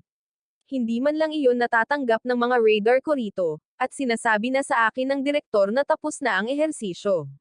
Kung hindi talaga ito gumana, bigyan mo ako ng ilang precision guidance chips. Kaya kung ilagay ang mga ito sa isip ko mismo. Hindi mo magagawa. General Zhou, ito ay isang bagay ng prinsipyo. Ministro Son, napakahusay mo, kaya hintayin mong ako ang bahala sa iyo. Biglang ibinaba ni Zhou ang telepono. Natigilan din siya. Sa pagkakataong ito, lubos niyang nasaktan si Zhou. Sa loob ng laboratorio ng ikapitong Research Institute, ang dagandong ng mga makina at mga taong nakasuot ng lab coat ay nagmamadaling bumalik at bumalik sa hangin. Direktor Zhou, anong ginagawa mo? Ang ating Research Institute ay may napakaraming proyekto. Hindi ko alam. Mukhang inayos ni Direktor Zhou ang drone na numero 3 at gusto niyang subukan ang performance nito. Ang drone na numero 3 ay hindi isang proyekto na hindi itinatapon sa aerospace system. Saan ito inayos ni Direktor Zhou? Wala na ito sa repair shop na iyon. Kahit ang showdown number 3 ay maaaring ayusin ng repair shop na iyon. Medyo nalito ang mga tao sa baba simula nang lumitaw ang hindi maipaliwanag na Tollier na iyon. Hindi pa ito tumitigil. Kailangang magpalit-palit ang lahat. Ano ang pinag-uusapan ninyong dalawa? Bilisan ninyo, malapit nang dumating si Direktor Zhou. Maligayang pagdating. Pumasok si Zhou sa pinto. Nakasuot siya ng protective suit at may dalang maliit na kahon ng regalo. GZEN. Kumusta ang mga paghahanda? Ulat ng direktor. Handa na ang lahat. Mabuti. SD Global Satellite Navigation System Number 3. Opisyal nang isinasagawa ang pagsubok ng Atomic High Precision Timing Chip. Chip D Number 3. Handa na. Nakalock ang target. Na-activate ang simulated jamang signal. Level C intensity. Medyo natigil ito nang iulat ang jamang signal. 5G jamang. Halos ginagaya na nito ang pinakamasamang kapaligiran para sa mga sundalo. Sa ganitong uri ng kapaligiran, sapat na ito para maging walang silbi ang anumang superior na navigation system. Sige, simulan na natin. Sa utos ni Zud, isang drone ang nagsimulang gumalaw. Sa gilid ng projection ay naroon ang lahat ng detalyadong parametro ng drone, na sumusunod lamang sa nakapalibot na kapaligiran. Malaki ang ipinagbago nito. Iba't ibang data point ang nagsimulang mag-upload ng walang ingat. Hindi mabilang na magulong signal ang direktang nag-intertwine, na bumabalot sa drone. Ang drone, na kanina pa naka-air ng ilang sandali, ay ngayon ay nauutol. Alarma. Lumihis ang landas ng paglipad ng drone. Tiningnan ni Zud ang data sa screen, medyo nadismaya ang ekspresyon sa kanyang mukha. Pagkabigo. Tunay nga, ang mundong ito ay napakapatas para sa lahat. Kaya ni Chen Duano na ayusin ang lithography machine. Ito na ang pinakamalaking hamon, ngayon ay kailangan niyang ayusin ang SODAW Satellite Navigation System. Malinaw na hindi pa siya masyadong propesyonal, ngunit ang kakayahang ayusin ang lithography machine, ang kasanayang ito ay talagang laban sa lahat. Ngunit nang yumuko si Zud sa pagkadismaya, isang bulalas ang biglang umalangaw mula sa pinangyarihan. Bigla niyang itinaas ang kanyang ulo at nakita na isang ikatlong piraso ng data ang talagang lumitaw sa holographic screen. Base sa pangalan, datos mula sa algorithm ang nanlinlang sa sarili nito. Pinunit niya ang datos mula sa drone at itinali ito gamit ang isang maitim na perlas. Pagkatapos ay itinali niya ang isang set ng sarili niyang mga algorithm. Sa wakas, ang datos sa malaking screen ay gumalaw ng matatag at walang galaw. Ligtas na umiikot ang drone sa kalangitan. Ano ito? Mayroon tayo nito sa South Satellite. Wala ito sa SODAW Satellite, pero mayroon nito si Chief Chen. Nagpakita si Zhou ng isang labis na pagmamalaking ngiti.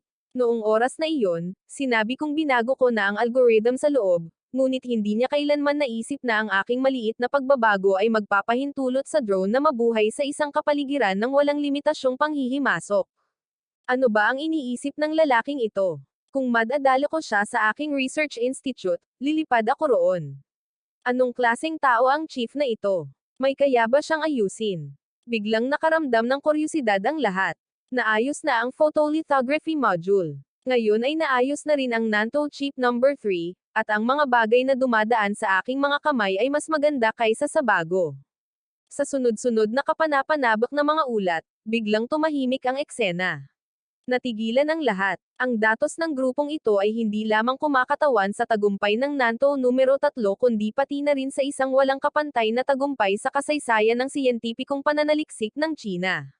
At nag-dial din si Zhou ng numero sa kanyang telepono. Kumusta, Chief Chen? Ako ito, si Nanto Chip numero 3. Ah, ikaw pala. Muntik ka nang mamatay sa aking tindahan. Ano ang tawag mo? Dumating na ang pera. Hindi ang pera. Gusto kong sabihin sa iyo. Ang chip na naayos mo ay matatag na ngayon sa loob ng 1,000%. Napakalaking piraso ng datos na ito. May iba pa ba? Tuwang-tuwa na sabi ni Zhou. Ngunit wala akong naramdamang kahit kaunting emosyon sa kabilang linya. Chief Chen, hindi ka ba nagulat? Nagulat sa datos na ito. Bakit ako magugulat? Sa tingin mo ba ay isang manloloko ako? May integridad ako. Okay. Sa tingin mo ba ay kinuha ko ang daan-daang yuan na iyon ng walang dahilan? Chief Chen, hindi ko sinasadya iyon. Humihingi ako ng paumanhin. Medyo nalito si Zhou. Pakiramdam niya ay isa itong patibong na itinakda para sa kanya. Direktor, ayos ka lang ba? Sige, ay empake mo na ang chip at pupunta ako sa Departamento ng Abyasyon. Ang ikatlong Nanto ay nagmula sa sistema ng abyasyon. Sa sandaling iyon ay sinabi nilang hindi na ito maaayos, kaya binigyan nila si Zhou ng pagkakataon. Sa kabilang banda, isang sasakyang militar ang mabilis na dumadaan. Ang destinasyon din ay ang sistema ng abyasyon. Sa likurang upuan, ang malungkot na ekspresyon ay halos malungkot na halos lumuha ang kanyang mga mata. Matanda na ang utak ng isdang ito. Sa totoo lang, sa kritikal na sandaling ito, pinili niyang huwag tumulong. Hindi ka makakatulong. Sige. Pupunta ako diretso sa departamento ng sistema ng abyasyon para hanapin si Zen Kiven. Ito ay isang espesyal na lugar para sa paglalaro ng mga bagay mula sa langit. Sa pag-iisip nito, bahagyang lumakas ang pag-asa sa puso ng Zhu. Ang gusali ng departamento ng sistema ng abyasyon ay puno ng mga tao. Magulo ang network. Ang opisina ni Zen Kevin ay hindi mukhang opisina, kundi isang command post noong panahon ng digmaan. Walang tigil na tumutunog ang telepono. Ang mga tao ay dumating at umalis. Ito ay kasing sigla ng isang palengke. Lahat ay tila tinurukan ng dugo. Sa aking mukha ay isinulat ko ang salitang magtipon. Ministro, ang ulat ng makina ng drone na ito. Kailangan mo ang iyong lagda. Sandali lang, Ministro. Ang plano ng pagpapabuti para sa launch baseline number 3 ay kailangan mong makita ito. Naupo si Zen Kevin sa upuan, ang isang kamay ay nasa kanyang telepono, ang kanyang mga mata ay nakatuon sa mga dokumentong ibinibigay sa kanya. Gusto na lang niyang sumabog. Bigla, isang nasasabik na boses ang nagmula sa pintuan. Matandang Zo, anong hangin ang nagdala sa iyo rito? Anong hangin? Ang sarap ng Nanto Chip number 3. Kumusta? Tingnan mo. Inayos ko na ang Nanto number 3 para sa iyo. Hindi na kansela ang proyekto. Nanto number 3. Saan mo ito inayos? Napakahusay na ng performance nito ngayon. Natapos na ng aming laboratorio ang paunang pag-verify. Tiyak na magugulat ka sa katumpakan at kakayahan laban sa panghihimasok. Sige, matandang Zo. Wala akong oras para makipag-usap sa iyo ngayon. Tingnan mo, halos naipon na ang mga dokumento ko sa isang bundok. Tingnan mo mismo. Wala akong oras para abalahin ka ngayon. Naayos ko na nga ito pagkatapos mong makialam. Bigla niyang ipinakita ang kanyang pagkadismaya. Matandang Zo, sasabihin ko ulit sa iyo. Ang proyektong Nanto number 3 ay sinintensyahan ng kamatayan ng mga nakatataas noon pa man. Ang pagkukumpuni ay nangangailangan ng maraming pera, paggawa, at mga mapagkukunan. At sa huli, hindi naman garantisado ang pagkumpleto, ngunit talagang inayos ko ito. Bilisan mo at kunin mo ito. Kung talagang naayos mo na, sa iyo na ito. Diretso ni Zen Kevin ang kahon papasok. Agad na namula ang ekspresyon ni Zo, at isang bugzo ng galit ang sumiklab mula sa talampakan ng kanyang mga paa at tumaas sa tuktok ng kanyang ulo. Pagkatapos ay tumalikod siya at umalis dala ang kahon. Kasabay nito, isa pang figure ang lumabas mula sa gusali ng opisina. Si Zo at ang gwardya. Pareho silang mas maitim ang mga mukha kaysa sa isa't isa. Dahil si Zen Kevin ay eksaktong kapareho ni Son Minyon. Ano ang problema sa mga prinsipyo? Mas mahirap pa siya kaysa kay Son Zenyon. Maaaring gumamit siya ng pang-aakit, ngunit hindi na impluwensyahan ni Zen Kevin. Si Nanto, numero 3. Parang pagtugtog ng alpa para sa isang baka. Pagdating ng dalawa sa patio, may narinig silang isang tao. Nagmumura, Nanto numero 3, hindi ba't iyon ang high-tech na proyekto na ambisyoso noon, ngunit kalaunan ay nakansela. Lumingon si Zo at sinalubong ang tingin ni Zo. Ang mukha na iyon ay mas pangit pa sa multo. Magandang umaga po, Ginoo. Nabanggit niya lang ang Nanto number 3. Si Zo, na nakatingala, ay natigilan. Wow, kahit hindi niya kilala ang taong ito, malinaw niyang nakita ang sitwasyon mula sa kanyang mga balikat. Magandang umaga, boss. Ito ang Nanto number 3. Ito ang aming ikapitong Engineering Institute. Ang barkong Nanto number 3, bagong ayos. Pero ang matandang lalaki mula sa Zen Kevin ay ayaw tumanggap ng paninda. Sabi niya peke itong Nanto number 3. Nagmamadaling bati sa kanya si Zo at pagkatapos ay kinuha ang kanyang maliit na kahon. Nanto number 3. Naaalala ko na ang proyektong ito ay talagang itinigil. Iyon ay dati, ngunit nalampasan na ng aming research institute ang kahirapang ito. Na-upgrade na namin ang teknolohiya ng chip, at sa kasalukuyan, ang katumpakan ay maaaring kasing tumpak ng langaw. Malakas na kakayahang anti-jamming, kahit na bumukas ang langit, maaari pa rin itong gumana. Higit sa lahat, mayroon itong independenteng algorithm. Sa wakas ay nakahanap si Zud ng pagkakataong maglabas ng sama ng loob. Ang nasasabik at magkakasunod na presentasyon ay tunay na kamangha-mangha. Natigilan si Zo nang marinig ito. Isa siyang general. Hayaan siyang pamunuan ang mga tropa sa labanan, ngunit para imbestigahan ang siyentipikong datos. Hindi niya maintindihan ang kahit ano. Paano ako nang ahas na magsinungaling sa iyo kung naka-install ito sa isang missile? Tina-target kung saan tatama. Kung gagamitin sa mga individual na kagamitan, tumatagos ito sa likuran ng kalaban upang markahan ang posisyon. Palaging nakikipag-ugnayan sa command center. Ang perpekto. Ang ekspresyon ni Zo sa sandaling ito. Ang interes noong una ay nauwi sa pagdududa, at ngayon ay ang huling dayami na. Hindi niya mapigil ang huminga. Medyo nagmadali siya. Pinangarap niyang mapatay ang mga tao. Tumpak na posisyon. Napakalakas na panlaban sa panghihimasok. Malayang channel ng komunikasyon. Ang bawat salita ay tumatama ng may katumpakan. Sa puso ni Zoe, maaari ka bang maging responsable sa iyong sinasabi? Siyempre, ako ang direktor ng ikapitong institusyon ng pananaliksik. Paano ako hindi aasa sa sinasabi ng isang mataas na ranggong direktor? Mabuti, kung gayon, handa akong mag-ambag ng mga espesyal na pondo, lubos na suportahan ang iyong malawakang produksyon. Kung ang mga espesyal na pondong ito ay hindi sapat, hihingi ako ng isang pangkat ng mga karagdagang pondo para sa iyo upang isulong ang pananaliksik at pag-unlad, ngunit ang ating mga tropa ang dapat na unang gumamit nito, at sa maikling panahon, hindi ito maaaring gamitin para sa iba. Pangkalahatan, ang malawakang produksyon ay hindi pa posible dahil ang pag-encrypt ng ating chip, ang ating kasalukuyang lohikal na mga kalkulasyon ay malaya at isang ganap na bagong sistema. Isa itong susi na kayang magbukas ng pinto patungo sa hinaharap, ngunit isa lang ang mayroon tayo sa mga susi na ito, at hindi tayo lubos na sigurado tungkol sa panloob na istruktura nito. Ang pinakamahalagang bagay tungkol sa susi na ito ay kailangan nitong kumonekta sa isang satellite sa kalangitan.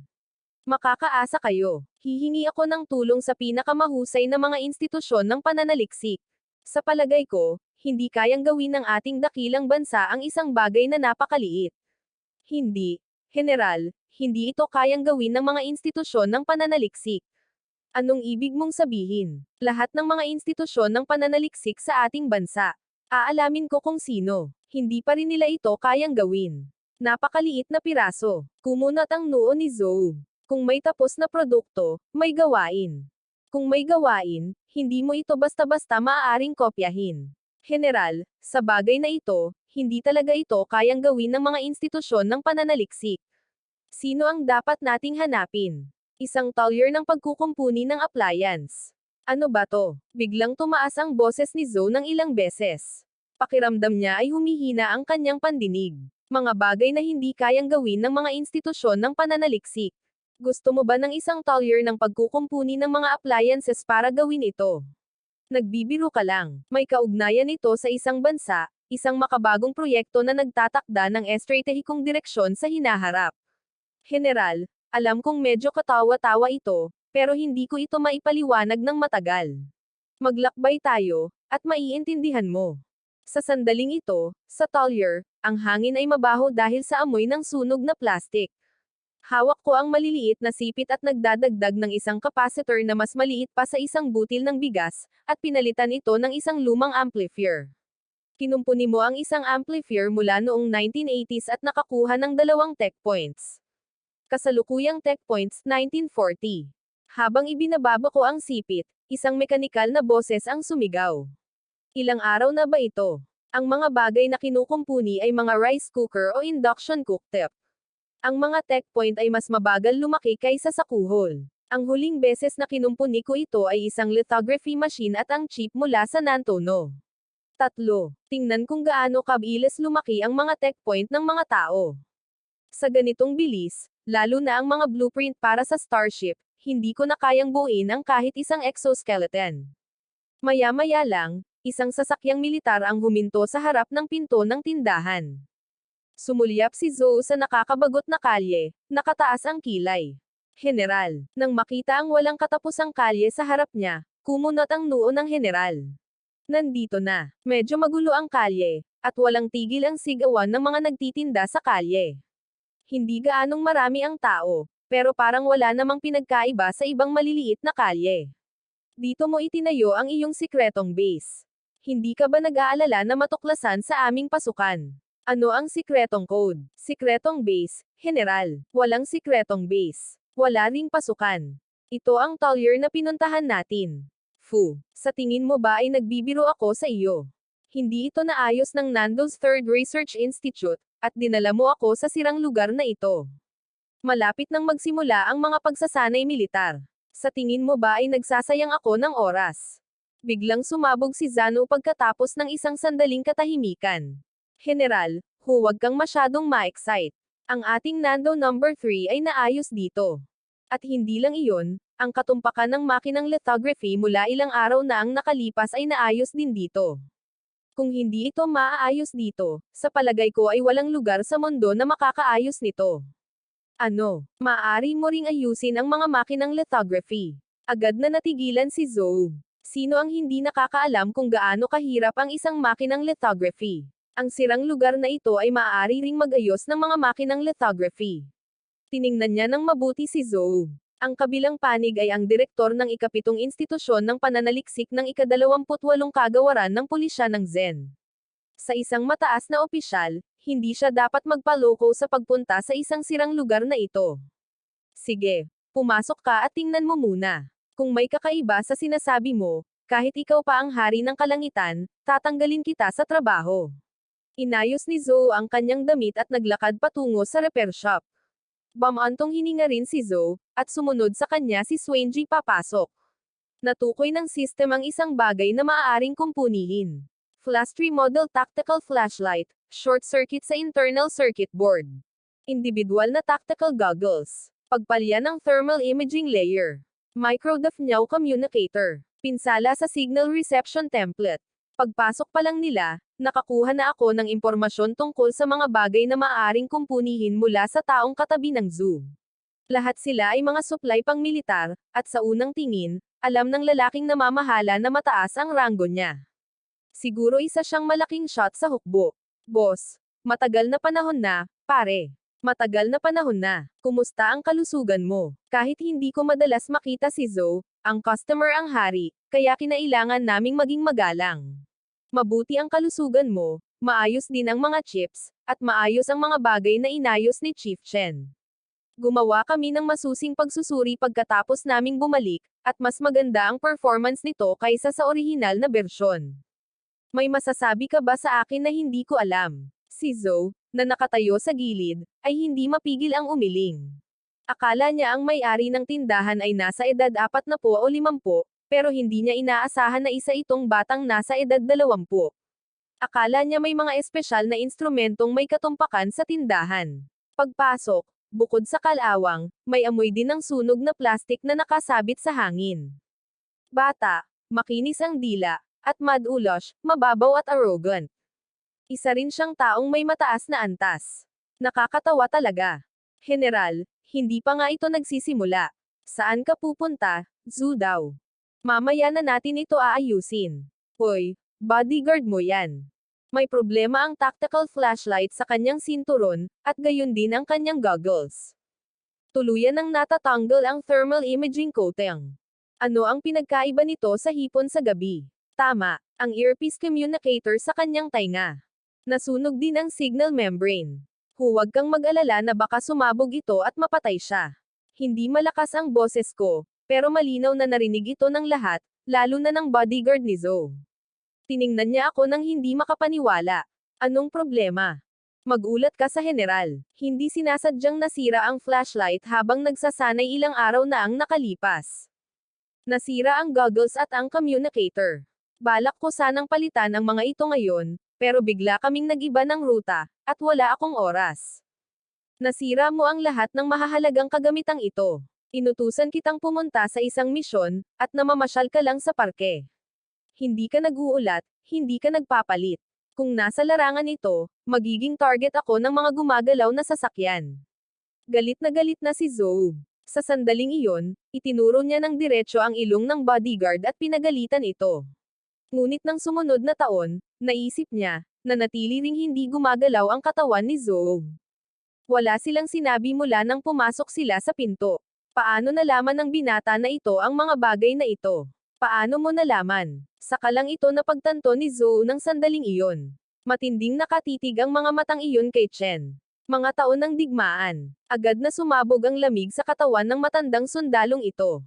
Si Zhou Do, na nakatayo sa gilid, ay agad ding natakot. Natatakot siyang utusan ni Zhou ang mga bodyguard sa tabi niya na kaladkarin siya palabas at bugbugin. Nakakita ka na ba ng isang mabuting tao na lumabas kasama ang isang bodyguard? Pangalawa, wala akong pakialam kung anong posisyon mo sa hukbo, pero ito ang told ako. Isa pa, wala akong pakialam sa ranggo mo sa hukbo, pero ito ang told ako. Dito, kung dragon ka, dapat nakayuko ka. Kung tigre ka, dapat nakayuko ka. Kung hindi ka sumasang-ayon, lumabas ka. Tuwang-tuwa si Wen Yang Zodeo. Aba, Chief Chen, hindi mo kailangang maging ganoon kay tigas ng ulo. Isa itong general. Kung handa siya, hindi kanya basta sisipain, itatapon kanya diretso sa pugon na bakal para tunawin ka. Naniniwala ka ba? Nakatitig din si Zhou sa mga matang iyon.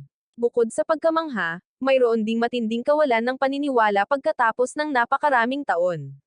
Bukod sa panahon na ako ay nasa bagong recruit company, noong sinipa ako ng kapitan para turuan ako ng isang teknik, wala pang nang ahas na magsalita sa akin ng ganyan. Paano ka nang ahas magsalita? Hindi napigilan ng security guard sa tabi ang sarili. Naikuyom niya ang kanyang mga kamao at tumakbo diretso papunta sa akin. Binigyan kita ng pahintulot na gumalaw. Bumalik ka bago pa makatakbo ang security guard, sigaw ni Zhou. Agad na huminto ang mga paa ng security guard, at pagkatapos ay umatras siya. Anong ginagawa mo? Sinasabi ko sa iyo, isa akong repair shop, hindi isang boxing ring. Kung gusto mong magboxing ka. Sa panlabas ay kalmado siya, ngunit sa katotohanan, takot na takot siya. Hindi pareho ang mga bodyguard ng mga matatandang ito. Ang mga maluluwag na suit na iyon. Ngayon lang, agad na umusbong ang kanilang mga kalamnan. Kung tumama ang kamaong iyon sa ulo ko, kailangang matapos ng maaga ang seryeng ito.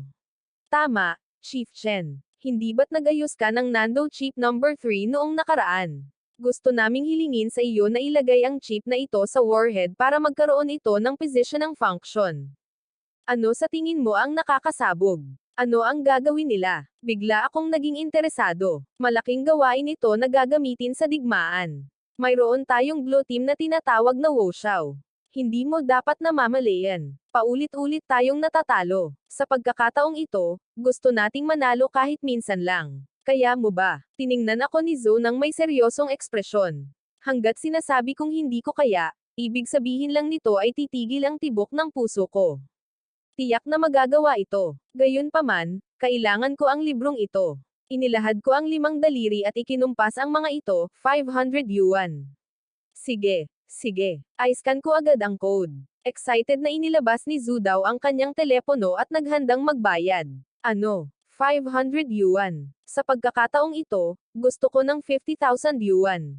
Ah, bakit? Hindi ba't 500 yuan lahat noon? Bakit tumaas ang presyo ngayon?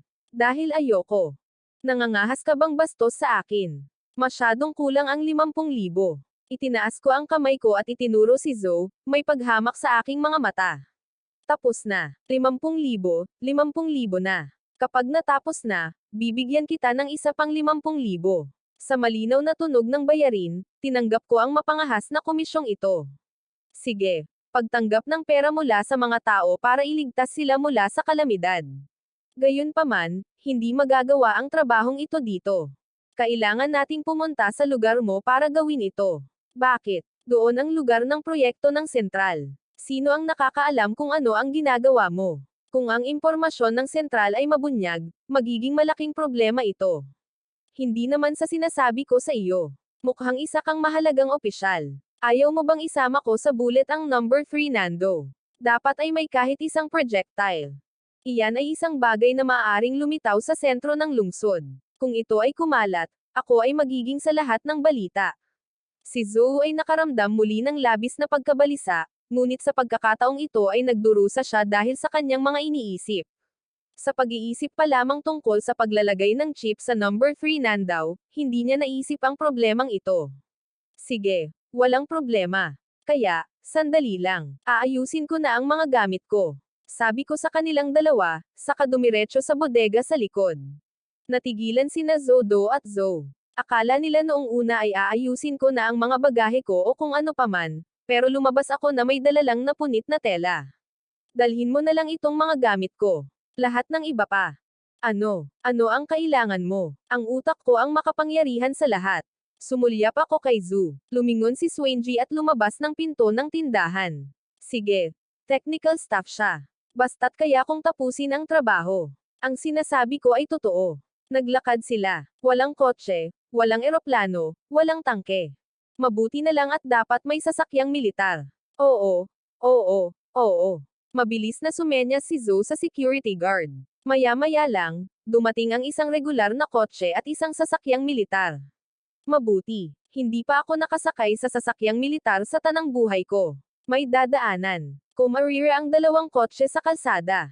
Samandal ako sa likurang upuan at pumikit para magpahinga, inilalagay ang chip sa kumbensyonal na projectile. Ang gawaing ito ay mas kawili-wili kaysa sa pag-aayos ng wave generator. Ang landas ng paglipad ng isang kumbensyonal na warhead projectile, lalo na sa terminal phase nito, ay apektado ng ilang mga salik, mga daloy ng hangin, temperatura, humidity, paggalaw ng target, at iba pa. Ang tinatawag na terminal repair ay ang huling yugto kung kailan malapit nang tumama ang projectile sa target. Gumagamit ito ng isang panloob na micropower device upang ayusin ang posisyon nito at itama ang mga paglihis na ito. Pagkalipas ng ilang oras, dalawang sasakyan ang dahan-daang pumasok sa isang mahigpit na binabantayang lugar. Mga linya ng kuryente na may mataas na boltahe, isang checkpoint bawat 3 hakbang, at isang gwardya bawat 5. Nagpatrolya ang mga sundalo na may mga armas na puno ng armas. Pagpasok ko pa lang, nakaramdam ako ng malakas at nakamamatay na kapaligiran. Isa talaga itong barracks ng militar. Nakakapangyari ang kapaligirang ito. Mr. Chen, nakarating na tayo. Lumabas ako ng sasakyan dala ang aking punit na repair bag, at pagpasok ko sa gusali, medyo nagulat din ako. Mas elegante ito kaysa sa aking repair shop. Isang malaking istruktura ng workshop na may malawak na espasyo. Iba't ibang sikretong instrumento, na hindi ko masabi, ang ginagamit ng mga kawani na nakasuot ng iba't ibang uniforme sa trabaho. Abala sila sa kani-kanilang mga istasyon, at agad na nakakuha ng atensyon ng lahat ang aking pagdating. Hindi ba't si General Zoe yan? Sino ang binata sa likuran niya? Hindi ko alam. Hindi siya mukhang isang malaking tao, mas mukhang isang palaboy sa probinsya. Huwag kayong magsalita ng walang kabuluhan. Maaaring isa siyang ordinaryong tao, isang taong maaaring kasama ni General Z. Matanda, lahat kayo ay tumigil sa ginagawa ninyo at magkita-kita. Sa maikling panahon, 12-dosenang mga manggagawang militar na nakasuot ng maitim na uniforme sa trabaho ang pumila at nagpakilala sa lahat. Ito ang dekano ng ika-7 institusyon ng pananaliksik, si Zoe de Senador. Ito si Chen Duandao, ang may-ari ng isang talyer. Sabay-sabay na tumingin sa akin ang lahat, na labis na nalilito. Ang may-ari ng isang talyer.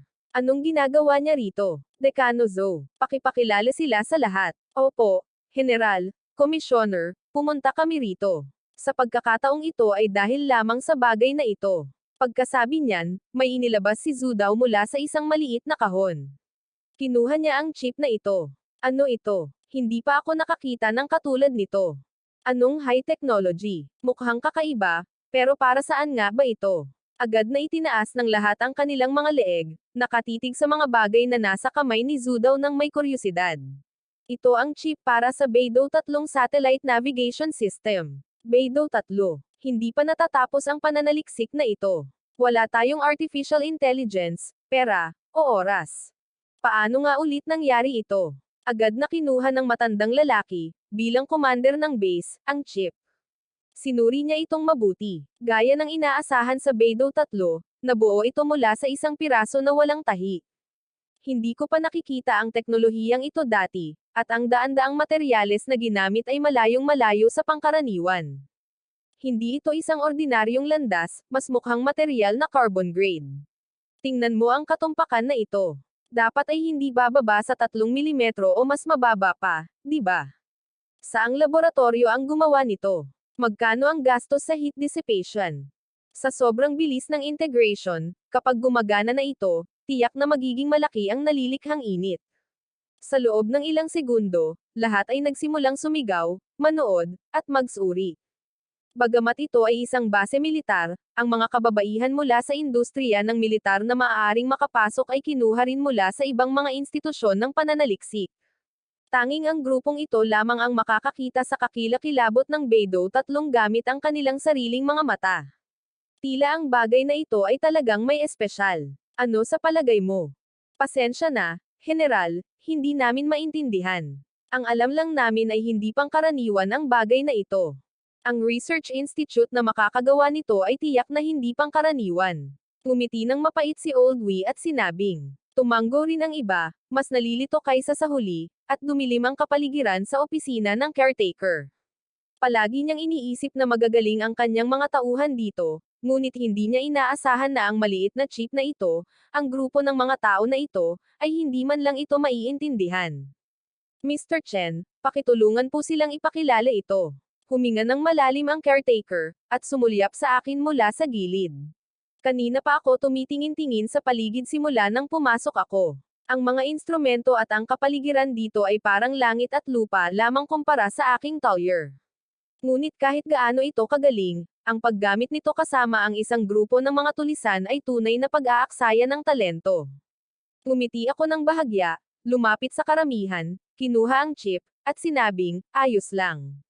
Alam kong hindi mo ito maiintindihan, ngunit hindi ko rin inaasahan na ganito kakasama. Kumunat ang noo ng lahat nang marinig ito. Sino ka sa tingin mo? Hindi ba dapat ang lugar na ito ay nangangailangan ng kahit man lang doctorate? Mukhang hindi pa nakapagtapos ng unibersidad ang batang ito. Bakit ka nagsasalita ng mayabang? Hindi ka natatakot na sabihin ang iniisip mo. Ito ay tinatawag na Bido 3, alam ninyong lahat yan. Ang mga central processing unit nito ay gumagamit ng sequence na may 114 na core. Normal lang na hindi mo maintindihan. Isang sequence na may 114 na core. Ano ito? Gusto naming malaman. Ang antas ng integrasyon nito ay kasing taas ng heat dissipation pagkatapos pamahalaan ang kompyutang. Binago ko na ito. Gumagamit ito ng mga copper sheet at thermally superconducting materials, na maaaring ganap na iakma sa matatag na pang-araw-araw na operasyon sa realidad. Ang mga microhole na ito sa chip ay ang mga input at output ng miniature thermoelectric generation. Kaya nilang i-convert ang thermal energy na nalilikha ng kompyutang sa electrical energy, kaya nakakamit ang pagsisimula at self-sufficiency ng functional system. Sabi ko ng may kalmadong ekspresyon. Ngunit lahat ng naroroon ay hindi kalmado, lalo na si Director Zhou.